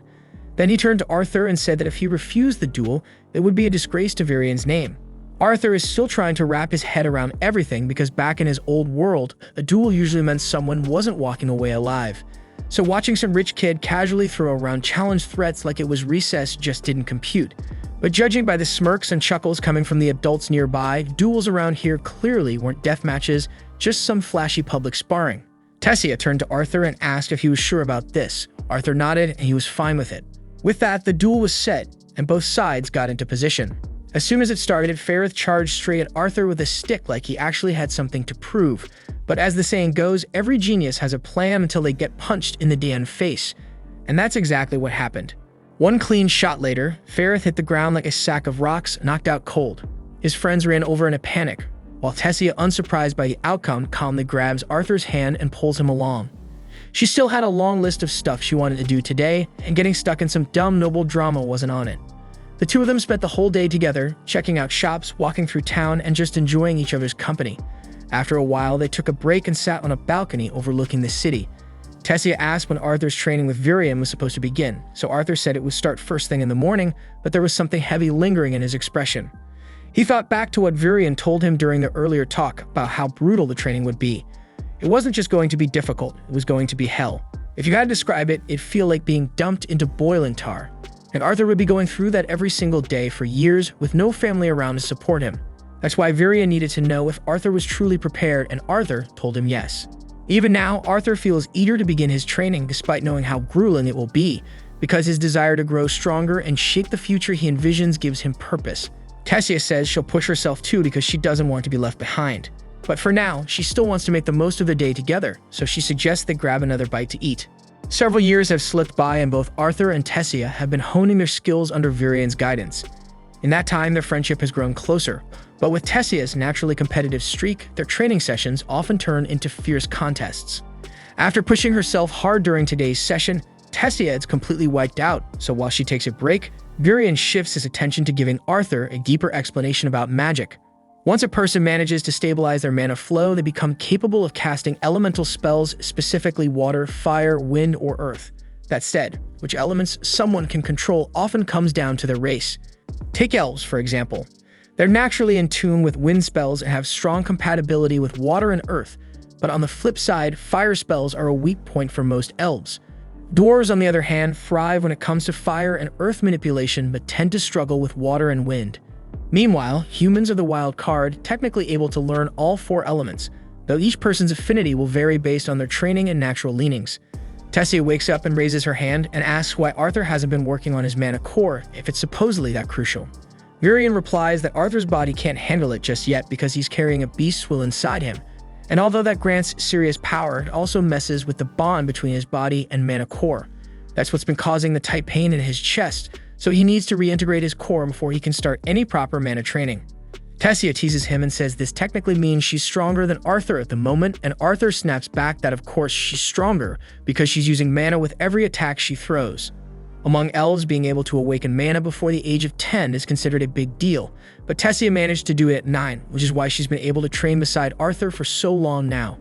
Anyway, since Arthur's physical training has come far enough, Virion tells him the next step is to awaken the beast will inside him. If it works, that pressure in his chest should vanish completely. Becoming a beast tamer is a major step, and Arthur thanks him before asking him to get started right away. Arthur sits down to begin the process while Tessia watches anxiously, unsure if this is really safe for him. Virion admits Arthur might feel a little discomfort, but insists it won't be anything extreme. However, the moment Virion begins the ritual to awaken the beast will, Arthur lets out a scream of agony. The energy blasting out of his body is so intense that it sends both Virion and Tessia flying backward. The awakening process technically worked, but the sheer strain it placed on Arthur's body caused him to black out instantly, leaving both Virion and Tessia anxious. They carried him back to the palace and laid him down so he could rest and recover. When Arthur finally opens his eyes, the first thing he sees is Virion sitting quietly beside the bed. Virion asks if he's feeling alright, and Arthur replies that he's doing okay. Varian then asks if there was anything unique about the beast will that might explain such a violent reaction, since what happened during the process was far from normal. Arthur originally planned to keep his encounter with Sylvia a secret, but at this point, hiding it wouldn't do any good. So he comes clean and tells Varian that the beast will was gifted to him by a dragon. Varian freezes, stunned by the answer, and though it sounds hard to believe, he can't ignore that the power radiating from Arthur's beast will feels exactly like dragon magic. He looks Arthur dead in the eye and warns him never to speak of this to anyone, because if news ever got out that he carried a dragon's will, it would draw all kinds of dangerous attention. With that warning out of the way, Varian informs Arthur that he's expected to return home in 4 months. This catches Arthur off guard since he thought he still had another 2 years before the next inter-race council meeting. But it turns out that cultural exchange was arranged recently, and in 4 months, the portals to Exaris City will open. Arthur immediately asks if Tessia is aware of this, because she'd be heartbroken if she found out last minute that he was leaving. Varian assures him that the king and queen are already speaking with her about it right now. Later that evening, Arthur is lying in bed, staring at the egg that Sylvia entrusted to him, trying to wrap his head around the fact that he'll have to say goodbye to Tessia in just a few months. Suddenly, he notices the egg starting to crack, and within seconds, a tiny dragon hatches and climbs out. Arthur panics for a second, but the baby dragon looks more adorable than dangerous, so he gently lifts it. Then out of nowhere, the little thing chomps down on his arm. Arthur flinches and drops it, wincing in pain, but when he glances at his arm, instead of bite marks, there's a glowing crest forming. That mark links Arthur to the newborn dragon, allowing him to sense its thoughts, even if he can't completely interpret them yet. Since he'll be the one raising it, he decides to give her the name Sylvie, in honor of her mother Sylvia. Arthur drifts off again, but a few hours later, Tessia quietly slips into his room. She wants to talk about his upcoming departure, but as she lifts the blanket to wake him, she spots Sylvie curled up next to him and instantly forgets what she came in for. Arthur jolts awake, initially thinking something serious had happened. But the second he realizes Tessia is just gushing over Sylvie, he rolls back over and dozes off again. Later on, Arthur and Tessia make their way to the training grounds for another session with Varian, and Tessia is pulling every trick she can to win Sylvie over. But after squeezing her half to death earlier, Sylvie is keeping a healthy distance from Tessia.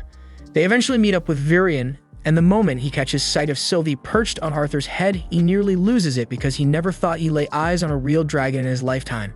While Tessia keeps trying to cuddle the little dragon, Arthur tells Varian that Sylvie hatched shortly after the beast will awakening the day before. He wonders aloud if keeping her close could cause issues, since people might start asking questions if they figure out what she really is, but Varian tells him not to worry. Dragons are seen as fairy tales nowadays, so no one would ever assume his companion is actually one. All Arthur needs to do is claim Sylvie as some rare creature with dragon-like features. Putting that aside, it's time to begin the day's training. Varian turns to Arthur and explains that now that he has awakened his beast will, he'll have to start strengthening both his mana core and beast core together. And the most effective way to train both is through live combat, so without another word, Varian begins to shift form. Once he finishes transforming, he tells Arthur that the training starts now. Arthur gets ready for a hit, but Varian just takes a single step and disappears. Arthur raises his guard, but he has zero idea where the attack will come from, and he can feel Varian is still nearby. But tracking him is completely impossible. His movement is unreal, and while Arthur would love to admire it, he'd rather not get completely wrecked for the sake of a demo. So he quickly throws his hands up in surrender. The moment he does, Varian materializes behind him. Arthur turns around and complains that fighting him is completely unfair. Varian could pull off a full 40-hit combo right then, and Arthur still wouldn't have seen it coming because Varian's beast will is tied to the Shadow Panther, allowing him to manipulate wind with such surgical precision that he can mute every sound his body makes. Varian's transformation is seriously impressive, but it's far from flawless because it drains a massive amount of his mana. Not that he planned to fight Arthur using that form anyway. He really just wanted to flex a little, and now that he's finished showing how strong a beastful can be, he conjures up a sword for Arthur so they can get to the real training. A few days roll by, and Arthur has been crushing it with mastering his beast will. That annoying pain in his chest hasn't come back, and his body's been trained to the point where he can now keep up with Varian's shadow mode. But outside of training, Arthur spent most of his free time hanging out with Tessia, like any normal kid. Later on, while Arthur and Tessia are out for another stroll, Arthur runs into Ferrith in the street. He doesn't recognize him at all, which ticks Ferrith off, and he demands a rematch. Obviously, that goes about how you'd expect, and a second later, Ferrith's on the ground while his buddies stand over him wondering how he got folded so fast.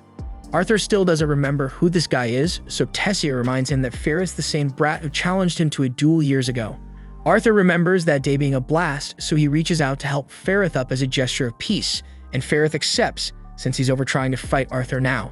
Arthur asks Ferrith if he and his crew are going to be part of the upcoming cultural exchange, and Ferrith proudly confirms that he was selected thanks to his amazing skill. But the truth is, all the noble kids were automatically chosen to go. If that's the case, Arthur wonders if Tessia will be attending too, but apparently not. Ferrith says the royals don't want to risk their delicate little princess getting snatched again, which is fair, but Tessia is not having it. She clocks Ferrith in the face and accidentally launches him, knocking him out cold. The whole thing looks terrible, so Arthur quickly grabs her and bolts before a crowd forms. Once they're far enough away, Arthur scolds her because royalty can't just go around smacking civilians for no reason. But let's be real, because he's not exactly one to talk about violence given the life he used to live. Tessia doesn't really get why he's so upset anyway, since she's pretty sure Ferrith is still breathing. But with Arthur yelling at her like her dad, she calls him an old geezer and storms off crying. That night, Tessia is still holed up in her room, wiping her tears. Wanting to cheer her up, Arthur quietly sneaks over to her window and asks if she wants to take a walk in the woods. Tessia agrees, and while they're strolling beneath the trees, she asks if this is really okay. Arthur reassures her that if they run into any troublemakers out here, they're more than strong enough to handle it or run. Besides, the view under the stars makes the risk worth it. Arthur glances at her and asks if she's starting to doze off, and while Tessia's barely holding it together, she insists she's totally awake. Arthur says she can knock out if she wants to, but she reminds him that this might be her last chance to hang out with him like this, so she's not going to waste it sleeping. Still, she's so tired she starts imagining creatures peeking from the trees, and Arthur can't help but tease her for still being scared of spooky stories at her age. Tessia claims she's not afraid of ghosts, she's just shivering from the cold, that's all, and she throws more logs into the fire to warm up. Then she asks Arthur to tell her more about the human kingdom to help keep her awake, but Arthur admits he doesn't really know much. He's never actually been there. Tessia tells him she wishes he'd just stay here forever, and Arthur says he'd love to, but if he did, he'd never get to see his family again. He wants to keep the conversation going, but by the time he looks over, Tessia is fast asleep. So he settles down too, letting the night wind down. The day of Arthur's departure finally arrives, but before he goes, Gurion gives him a parting gift. It's a special compass, one that can always guide Arthur back to the Elf Kingdom if he ever decides to return. Arthur thanks him, but then notices something strange, that Tessia isn't there. He asks around, but no one's seen her. It turns out she couldn't bring herself to watch him leave. The portal is open now, and Arthur steps toward it. But before he can go through, he hears someone shouting his name, and it's Tessia. She's sprinting down the road, trying to reach him, but she trips halfway there. Arthur rushes over, kneels beside her, and holds out his hand. As she takes it, she starts talking a mile a minute, telling him he better not do anything reckless while he's away or she'll never forgive him. Arthur knows she's scared for him, so he pulls her into one last hug and quietly tells her he's really going to miss her. The next day, Arthur arrives in Cyrus City and he finally reunites with his family, and to his surprise, finds out he has a little sister now. Her name's Eleanor, and apparently Alice and Ray have been telling her stories about him for years, so she's beyond excited to finally meet her big brother. They all head inside, and the moment they sit down, Alice starts asking if Arthur's really okay. The last time they spoke, he told them he was sick, so she's understandably worried and wants to know if he actually got better. Arthur assures her that he's fine now and there's nothing to stress about. But he knows they deserve answers, so he sits them down and tells them everything he's been through since the day they got separated. Of course, he leaves out the parts about meeting Sylvia and receiving her beast will. Instead, he focuses on how he met Tessia and the time he spent in the Elf Kingdom getting treatment for his condition. Alice still looks concerned and asks him again if he's really okay, because if his sickness ever comes back, there's no way they could help him in a place like this. Arthur tells her not to worry, it won't come back. But since he can't tell them the truth about the beast will, he makes something up, saying his illness was caused by awakening his mana core too early, which made it unstable. Lying to his parents isn't something Arthur feels good about, but until he's strong enough to handle whatever danger might come from the truth, it's safer this way.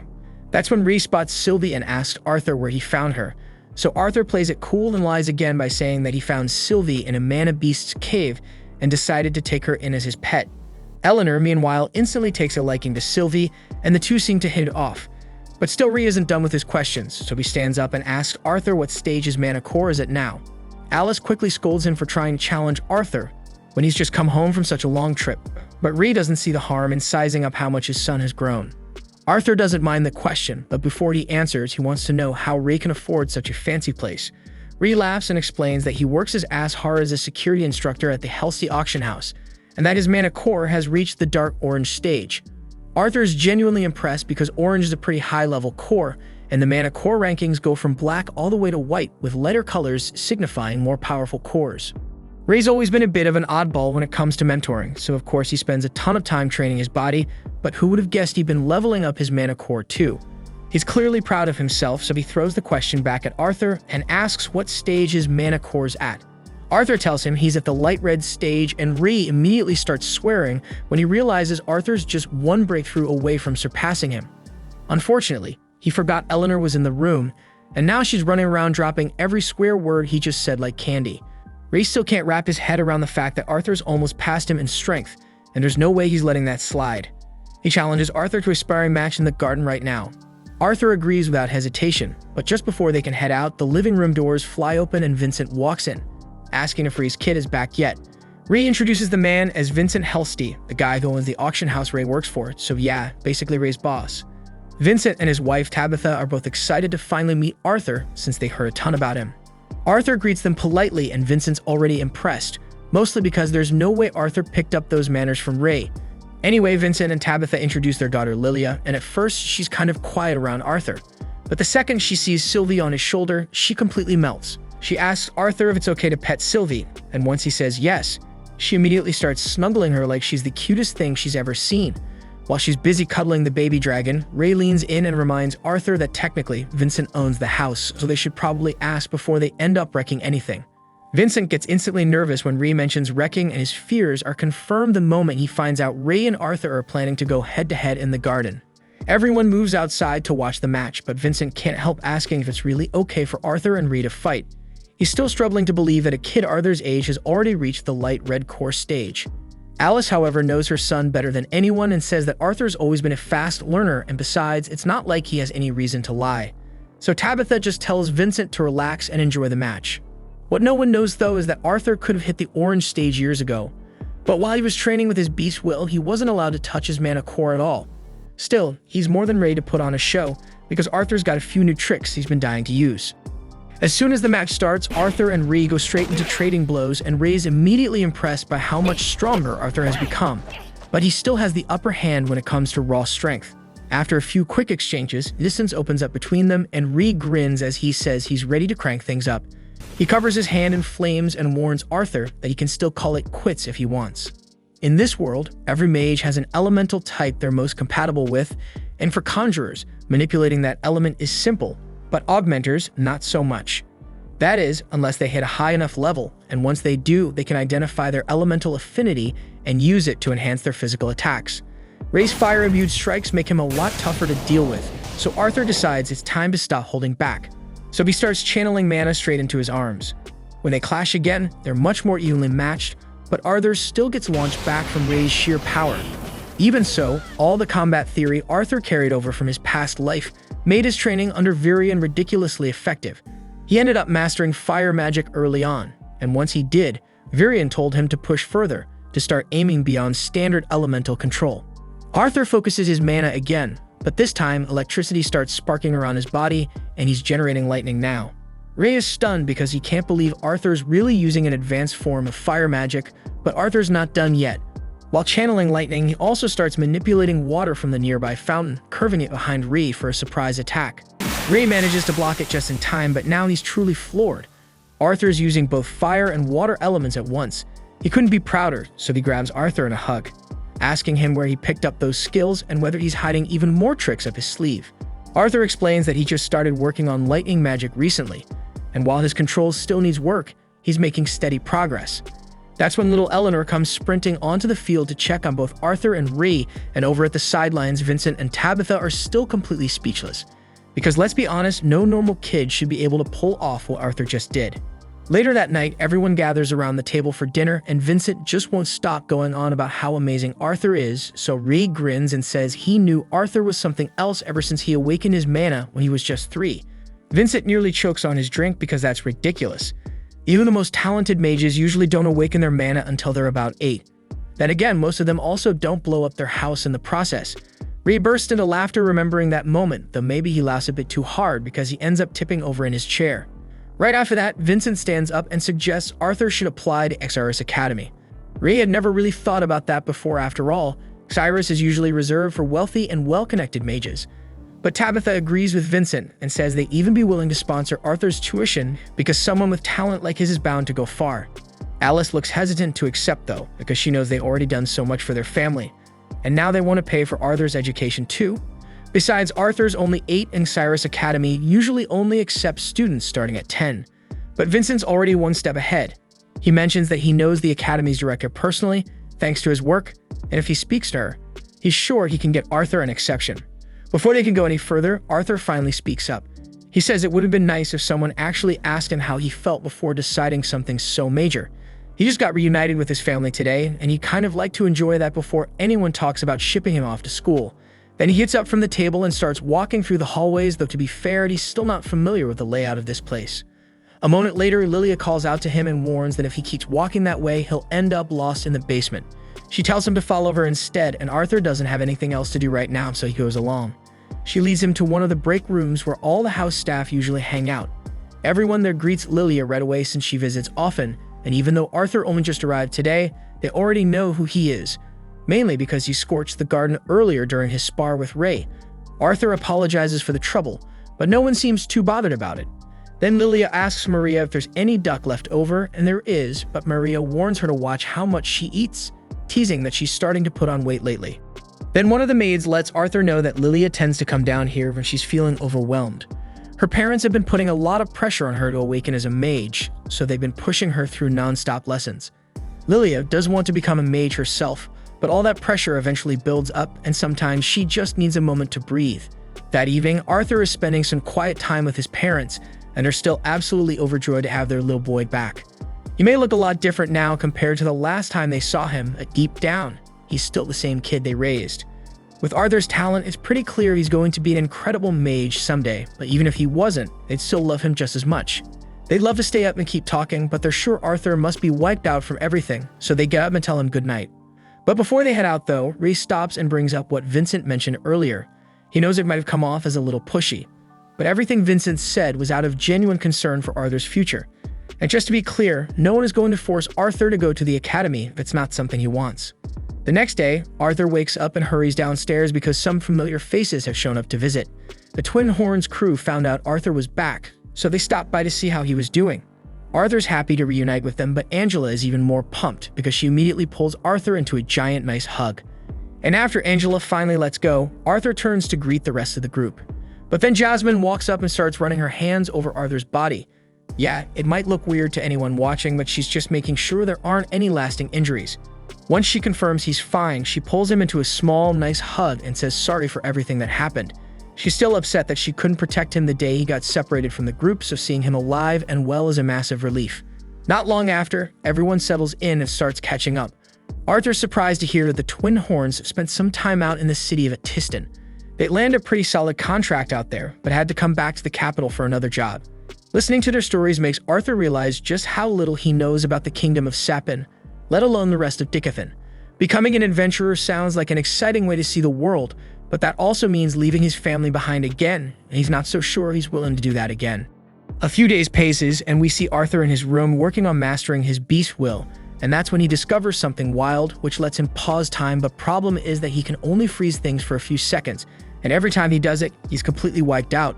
He starts questioning whether pushing himself this hard for a power he doesn't even fully understand is worth it, but then he remembers exactly why he's doing this, to protect the people he loves.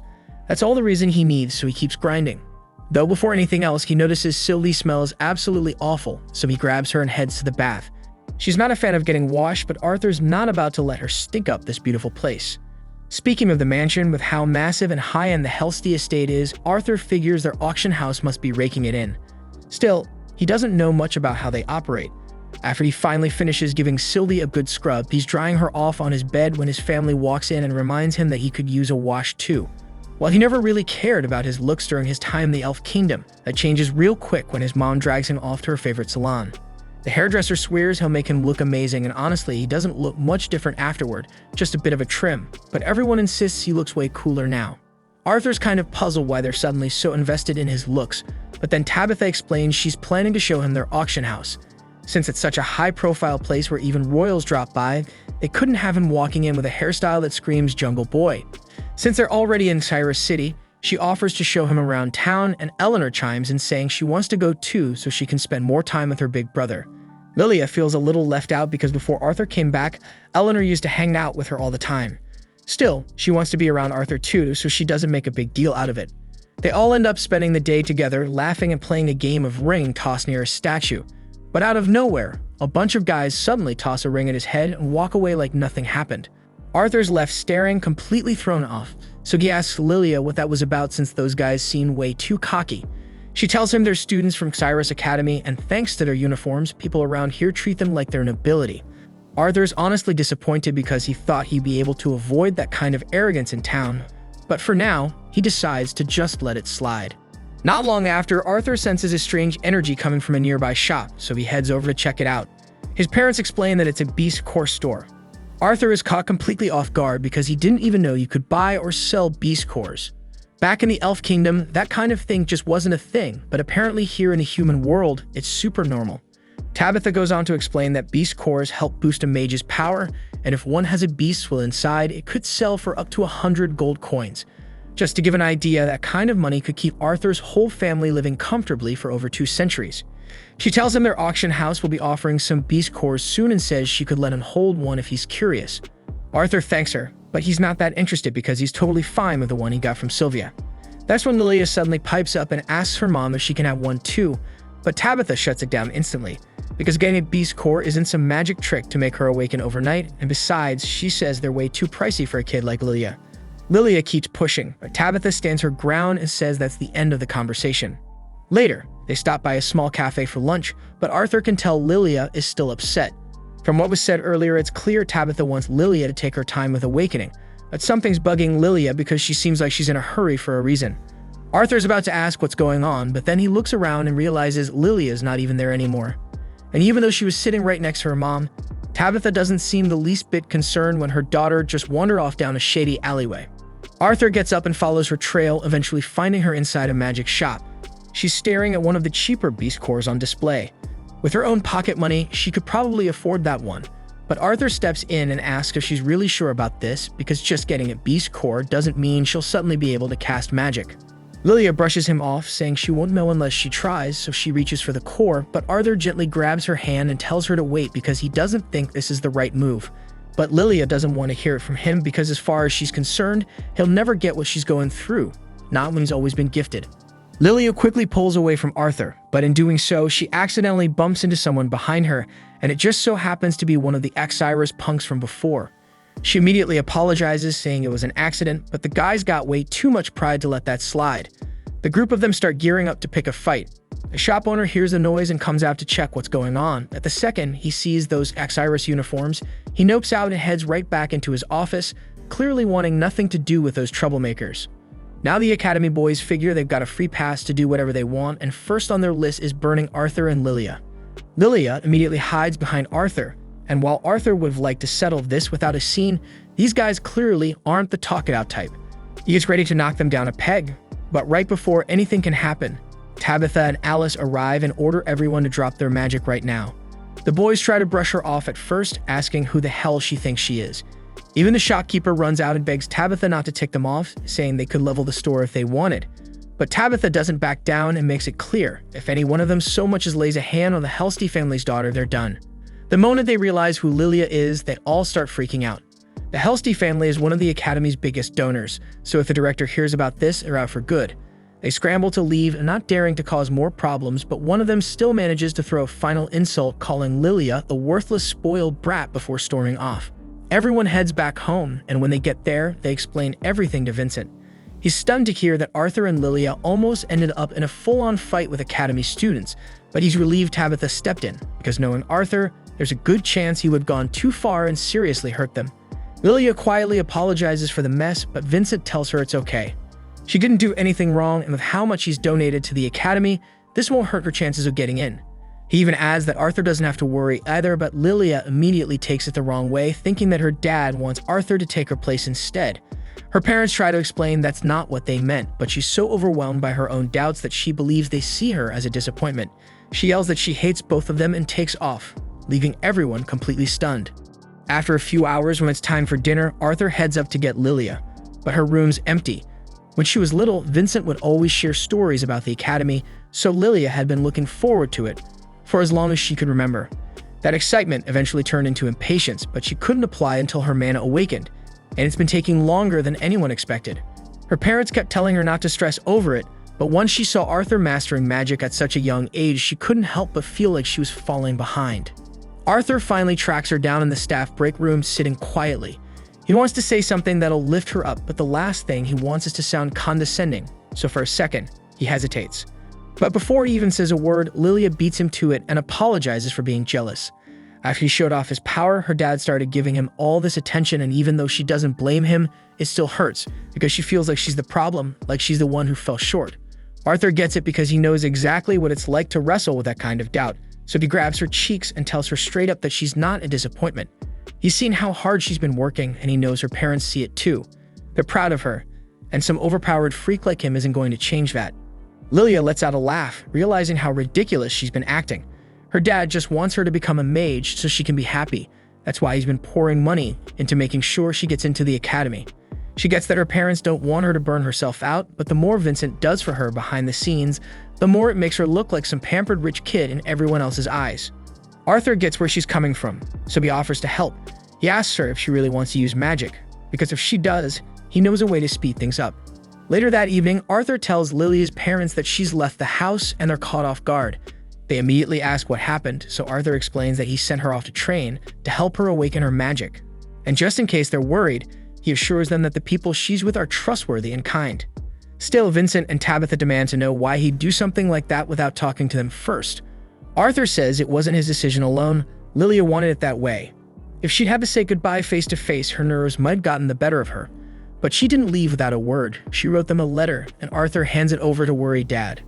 The letter says Lilia always felt like a failure for not being able to use magic, but no matter how long it takes, she's going to keep training until she becomes an incredible mage.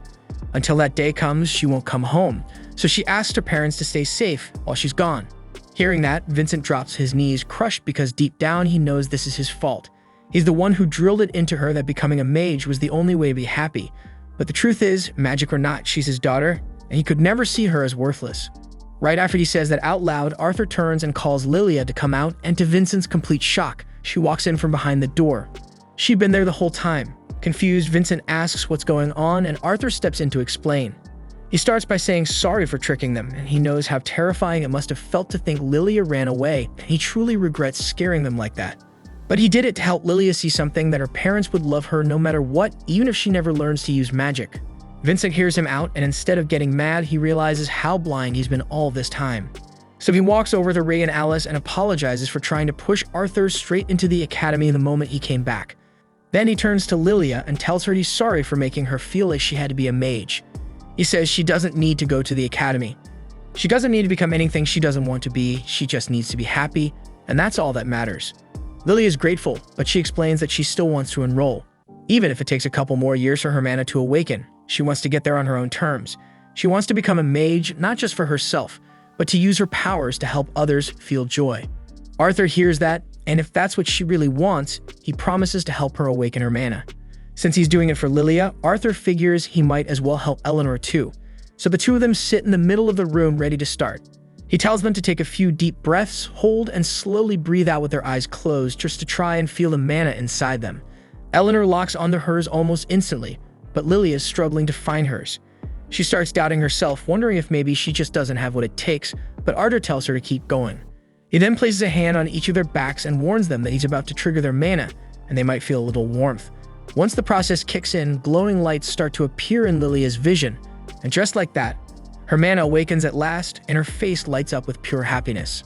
Later that evening, Arthur and his family receive an invitation to the Helsey auction house, and they are blown away by how grand and elegant the place appears. Alice feels a bit anxious, doubting whether she fits into an event this luxurious.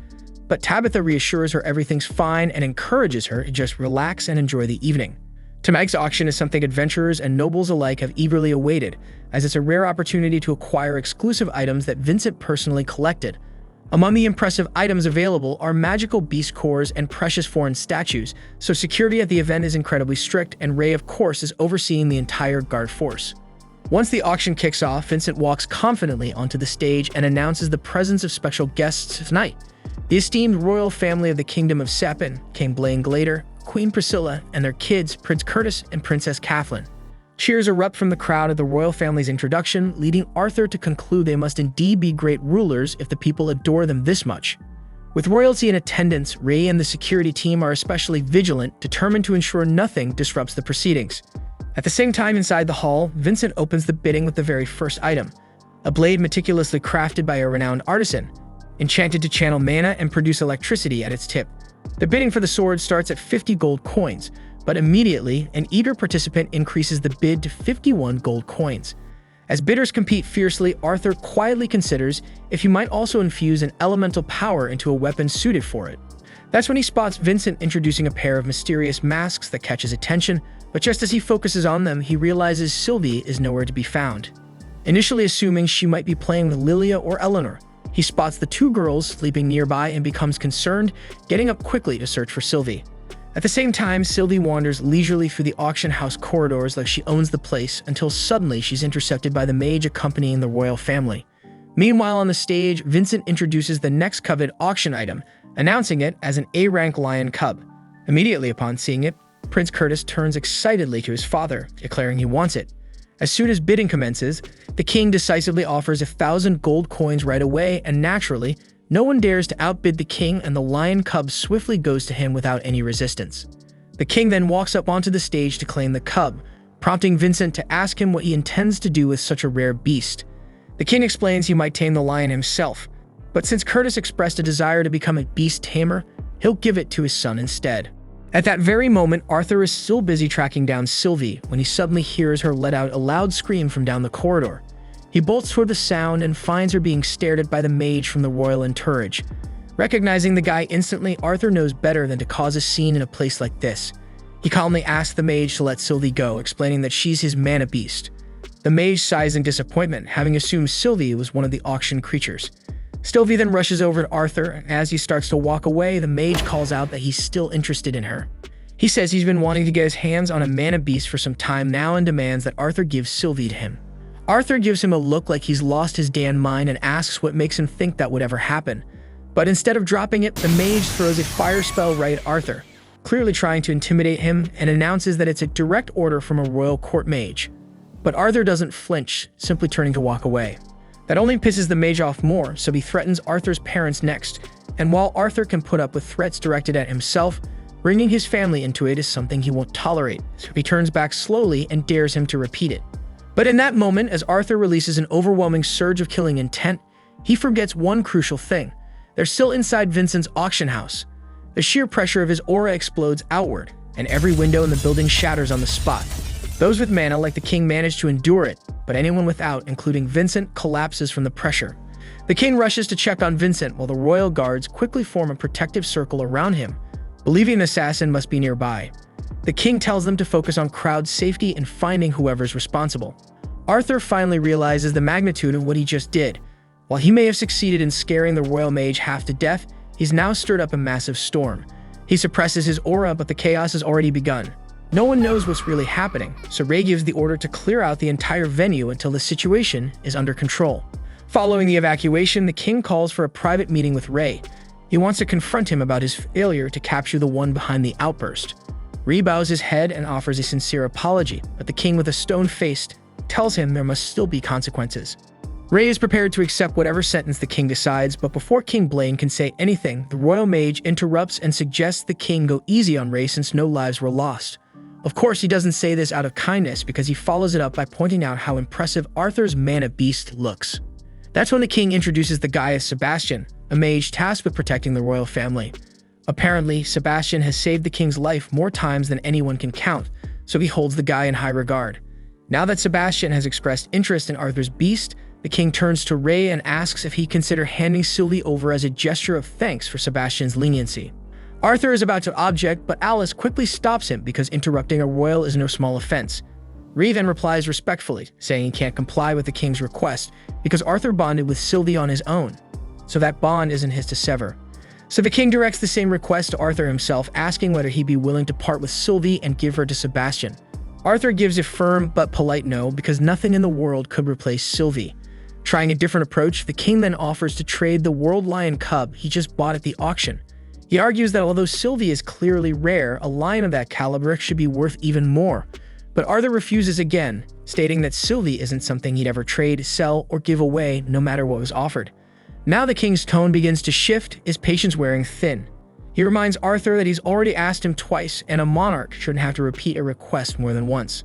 For the third and final time, the king insists that Arthur surrender his mana beast. But at this point, Arthur has had enough of this shit, so he stands up and calmly asks the king if he would be willing to sell his own children. The room goes silent. The king is so stunned he's completely speechless, and Arthur presses further. He points out that he's declined the request 3 times, and yet the king refuses to acknowledge that some bonds are beyond price, so he wants to know how the king would react if someone tried to buy one of his kids. The royal guards don't take kindly to the remark and rush in to subdue Arthur for his insolence. But Arthur takes both of them out with a single punch each effortlessly. Sebastian watches the scene unfold and calls the knights pathetic, disgusted that they failed to handle one boy. Still determined to get Sylvie, he casts a deadly fire spell with the intent of killing Arthur on the spot, but Arthur activates his static world technique, and in an instant, time grinds to a halt for everyone besides Sebastian. Sebastian looks around in shock, trying to figure out why everyone suddenly froze, but Arthur calmly explains that nobody can hear a thing he's saying right now. Then Arthur begins slowly walking toward him. Sebastian tries to warn him off, claiming Arthur doesn't stand a chance against a royal mage, but Arthur answers that by snapping Sebastian's leg without a word. Sebastian cries out for help, but Arthur tells him nobody's coming, so he better listen carefully while he still has working ears. Arthur leans in and warns him to stay in his lane and think twice before threatening the wrong person, because next time it won't end with just a broken leg. A few seconds later, the static world effect wears off. Time resumes like nothing happened, and Arthur immediately blacks out from the strain. Sometime later, Arthur wakes up in his bed, his head pounding like hell, but at least he's not chained up in a cell. He realizes that using static world might have been a little too much. He really did manage to freeze time briefly, but the backlash hit his body like a truck. Just then, Alice enters the room to check on him, and she's visibly relieved to see him conscious again. Arthur asks her what happened after he passed out, and Alice tells him at the moment he collapsed, everyone panicked. She rushed to help and started treating him right away, but even then, it took a while before he finally stabilized.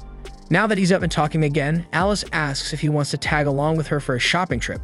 Arthur figures a little walk might do him good, so he agrees. While they're out, Arthur notices a hairpin that would suit Eleanor perfectly, but he still doesn't have any money on him.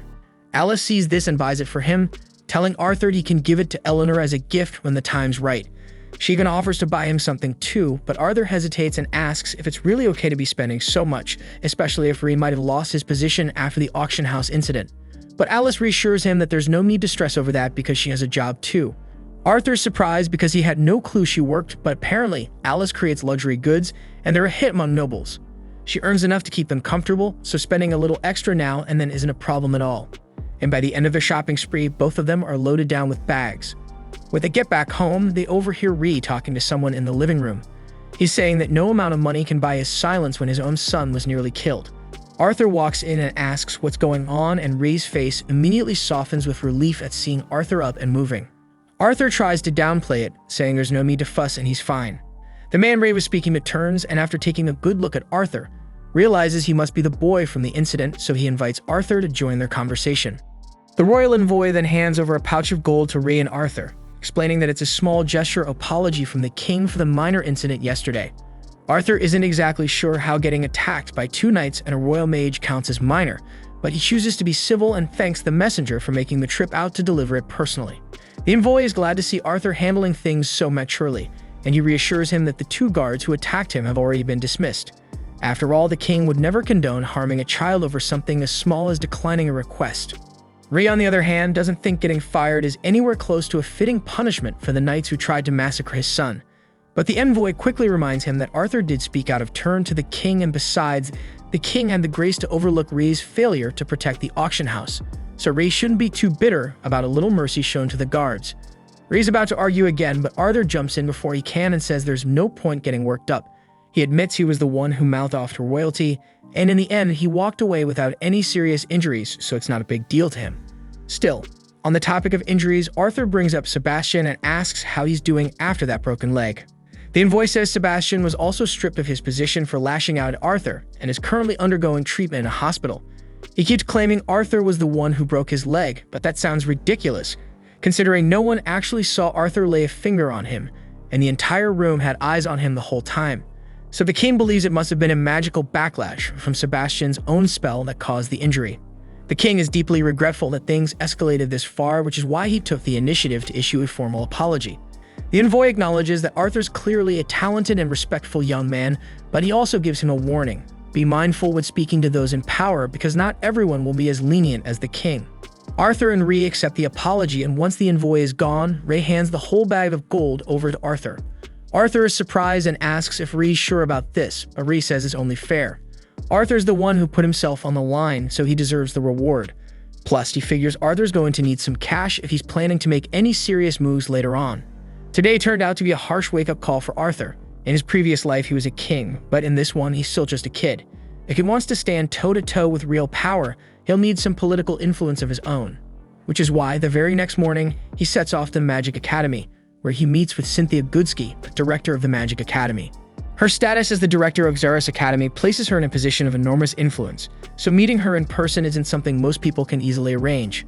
Goodsky heard plenty of praise about Arthur from Vincent, but she's not someone who trusts mere words, so she's eager to test Arthur directly and see if he actually deserves the acclaim. Initially, she attempts to overwhelm Arthur with her incredible magical presence, but he remains calm under pressure. Still, while he's able to endure it, he admits privately that Goodsky's aura is genuinely terrifying. If that makes sense considering she's the strongest mage currently living in this nation. Arthur decides to demonstrate his true strength clearly enough to convince her that Vincent wasn't simply exaggerating his skills. First, he creates a swirling barrier of wind around himself, and while maintaining that, he simultaneously lifts several stones with earth magic. He then propels these stones forward using wind magic, firing them straight at Goodsky, but she casually deflects the assault with one simple gesture. Next, Arthur conjures several fiery throwing knives behind Goodsky, but before any of them can reach her, she counters effortlessly by dispersing them with a gust of wind. Arthur can barely believe she's handling everything he's thrown her way without breaking a sweat, so frustration gets the best of him, and he rushes forward ready to punch. But before he even reaches striking distance, Goodsky repels him instantly with a gust barrier. Arthur goes sprawling onto the floor, and it quickly becomes obvious that, as things stand, he isn't nearly strong enough to defeat Goodsky. Yet losing this fight doesn't mean Goodsky is disappointed with how he performed. She praises his incredible potential, but points out he has a habit of being overconfident in his skills, leading him to assume he could overwhelm her easily. And now, as one final demonstration of her true strength, Goodsky says Arthur's last challenge is to see whether he can remain awake after taking her next spell. Raising her hands above her head, she releases a powerful blast of sound magic aimed directly at Arthur. This sonic attack is intense enough to shatter nearby boulders, and it nearly destroys Arthur's hearing as well, but he manages to withstand it and stays upright until Goodsky finishes. She finds herself thoroughly impressed by Arthur's determination, which makes her all the more eager to accept him as her apprentice. But Arthur mentions a few requirements he once clearly understood first. His entire reason for meeting Goodsky is because she holds power and resources he requires, and everything he's doing is solely to ensure the safety of his friends and family. He makes it clear that if Goodsky guarantees to help protect his loved ones, he'll gladly join the academy and officially study under her guidance. Goodsky is honestly stunned by how bold Arthur is, since the whole arrangement seems totally one-sided in his favor, but Arthur figures he's worth the trade. And really, Goodsky can't say he's wrong because students like him don't show up often. She's just about to accept his conditions when Arthur tosses in one more. He lets her know he's only enrolling once he hits the minimum age, since he wants to study alongside people his own age. Goodsky questions that, pointing out he'd be pushing his enrollment back by a full 3 years. But Arthur insists that it's his life, and he wants to make the most of it. His plan is to travel the continent and live as an adventurer first. It's clear to Goodsky that Arthur has already made up his mind, so arguing isn't going to change anything. She asks if he's even mentioned this plan to his family yet, and he admits he still needs to talk to them. So Goodsky tells him that if he can get his parents to agree, then she'll approve all his conditions.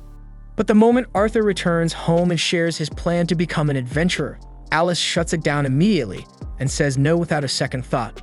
Ray tries to reason with her and at least hear Arthur out, but Alice isn't having it. Arthur just got back after being gone for years, and she has no intention of letting him leave again. Trying to find middle ground, Ray asks if she'd feel better about it if Arthur had a guardian tagging along during his travels, but Alice still won't budge. That's when Arthur finally steps forward and promises Alice that it won't be like last time. He says this isn't some long-term goodbye, he's only going on trips where he'll be able to return home every few months. That eases Alice's anxiety a bit, and besides, Arthur isn't leaving immediately either. He wants to stay home for another month or two first to relax and spend more time with them. Still, he needs to explore more of Dicathan, because there's so much out there he hasn't figured out yet, and training nonstop by himself would just get stale, so he wants real battles to put his skills to the test. Alice isn't totally against the idea of Arthur going off to be an adventurer anymore, but she's still nervous, so she asks him to promise that he won't hide anything from her. Arthur agrees to be upfront with her, but deep down he knows there are plenty of secrets he'll have to keep from his family. On another note, Ray still thinks it'd be smart for Arthur to have someone watching his back since adventuring is no joke. So he goes to reach out to his old friends to see if anyone can step in. He doesn't really have much money to offer, but he promises to pay them back however he can. Even so, the twin horns don't care about that. They say he doesn't need to worry about paying them because they're friends and they're happy to help Arthur however they can. But even with all that, Adam immediately says he's out because babysitting isn't his thing, and he's worried that if they end up clashing, Arthur might get annoyed enough to kill him in his sleep. The others kinda laugh, but they agree that with how irritating Adam can be, that's not exactly far-fetched. Right then, Jasmine speaks up and volunteers. Everyone's caught off guard since they all know she hates bodyguard gigs even more than Adam does. But Jasmine says if it's for Arthur, she's okay with it, and Ree really appreciates her stepping up, so the job's officially hers. She's an odd mentor like Arthur, recently hit the light orange rank, and she already gets along with him, so she's probably the best choice for something like this. Now that the Guardian situation's taken care of, Arthur asks Ree if he can stop by the auction house since he still needs a sword for the adventurer exam. Ree doesn't mind and sends a request over to Vincent to set things up. The following day, Arthur meets up with Vincent and explains that he needs a weapon for the admissions trial. Vincent tells him to take his time and look through whatever he wants. There's a massive variety in stock, so going through all the swords is going to take a while. By the time dinner rolls around, Arthur still hasn't come back. Alice is starting to get anxious and thinks about going to look for him, but Ree tells her that picking the right sword takes time, so it's better to just wait and let Arthur handle it. At the same time, Arthur is still stuck, overwhelmed by all the choices in front of him. He's gone through hundreds of swords already, and not a single one has caught his eye. Since most fighters around here are augmenters, the collection is stacked with bulky two-handers or oversized one-handed swords. But with Arthur's smaller frame, none of those are even practical. He even gives other types of weapons a shot, but nothing seems to click. That's when Sylvie tugs at him, pointing his attention toward a random stick lying on the ground. Arthur doesn't understand what's so special about it, but he humors her and picks it up, only to notice right away that it's way heavier than it looks. The balance feels completely off too, like it's hiding a blade inside. Curious, Arthur gives the handle a tug, and after channeling a little mana into it, glowing runes flash in his vision. Suddenly, the sword unsheathes. He's never seen anything quite like this before, so he gives it a few test swings. It's too heavy for him to swing comfortably, but even so, the blade's quality is insane, and he slices clean through a barrel, like it's nothing. While he's still messing around with it, the sword gives him a little shock and he drops it by accident. But when he picks it back up, something's different. The balance is perfect now, and its shape feels like it was custom-made for him. Arthur's a bit thrown by how the weapon just adjusted to him like that. Back when he was King Gray, he handled countless legendary swords, but none that ever adapted to him so precisely. He tries another swing, this time at his second barrel, and it shatters in one clean strike. Just then, Vincent, Ray, and Jameson show up since Arthur's been gone way too long and dinner's getting cold. They ask if he's finally picked a sword, but Arthur isn't ready to show this one off because he's worried Vincent might realize how rare it is and try to take it back. So instead, he snatches some random blade off the rack and says he'll go with this one. Ray gives it a try, and while he can tell it's totally average, if Arthur's fine with it, then Vincent says it's his to keep. Right then, Vincent spots the stick strapped to Arthur's side and asks him about it, but Arthur brushes it off with a casual excuse, claiming it's just some random stick he found lying around and thought he'd use for light practice, since it's of course not a sword. Vincent doesn't even recall ever owning something like that, so he turns to Jameson and tells him to check the warehouse inventory and see where it came from. Jameson replies that some old guy once chucked it at him while muttering something weird about how nobody was worthy of using it. From the outside, it just looked like a reinforced staff, and even after consulting several experts, they all agree it was nothing more than a plain stick. Still, Jameson thought it looked pretty cool and decided to stash it away. Arthur then politely asks if he can keep it, and since Vincent has no use for it anyway, he lets Arthur take it without a fuss. In the weeks that follow, Arthur enjoys spending time with his loved ones while getting ready for his journey. Before long, his 9th birthday rolls around. A big celebration is thrown in his honor, and later everyone gathers to give him their gifts. The first present he opens is from Alice, a glove enchanted with healing properties using embedded gems, so he can patch himself up if he ever gets injured. Vincent goes next, handing over a matching pair of rings and telling Arthur they're for his mom's peace of mind, as the gem on her ring will light up if Arthur is ever in serious danger, allowing them to send help right away. The last one comes from Adam. It's a voice scroll that can transmit messages, so Arthur can use it to send updates, and Alice will be able to respond. Arthur thanks everyone for the thoughtful gifts, and since he's officially setting off tomorrow, he tells them how much he appreciates all they've done for him. Alice then begs him to take care while he's out there, and she couldn't care less if he gets famous or rich, because what matters is that he comes back safe. That evening, Arthur finishes packing his gear, and even though it hurts to leave his family again, he knows this is something he has to do to grow. So if he wants to protect the people he loves, he has to get stronger, and that means stepping out into the world and gaining real experience. Once he's all set, he heads downstairs where everyone is waiting to say goodbye. Reed reminds him not to get cocky just because he's strong, but he also tells him that while he's out there chasing his goals, they'll be cheering him on back home. That's it for this video, guys. If you like this new series, leave a like for the next episode. And subscribe for more anon content. Thanks for watching. Bye-bye.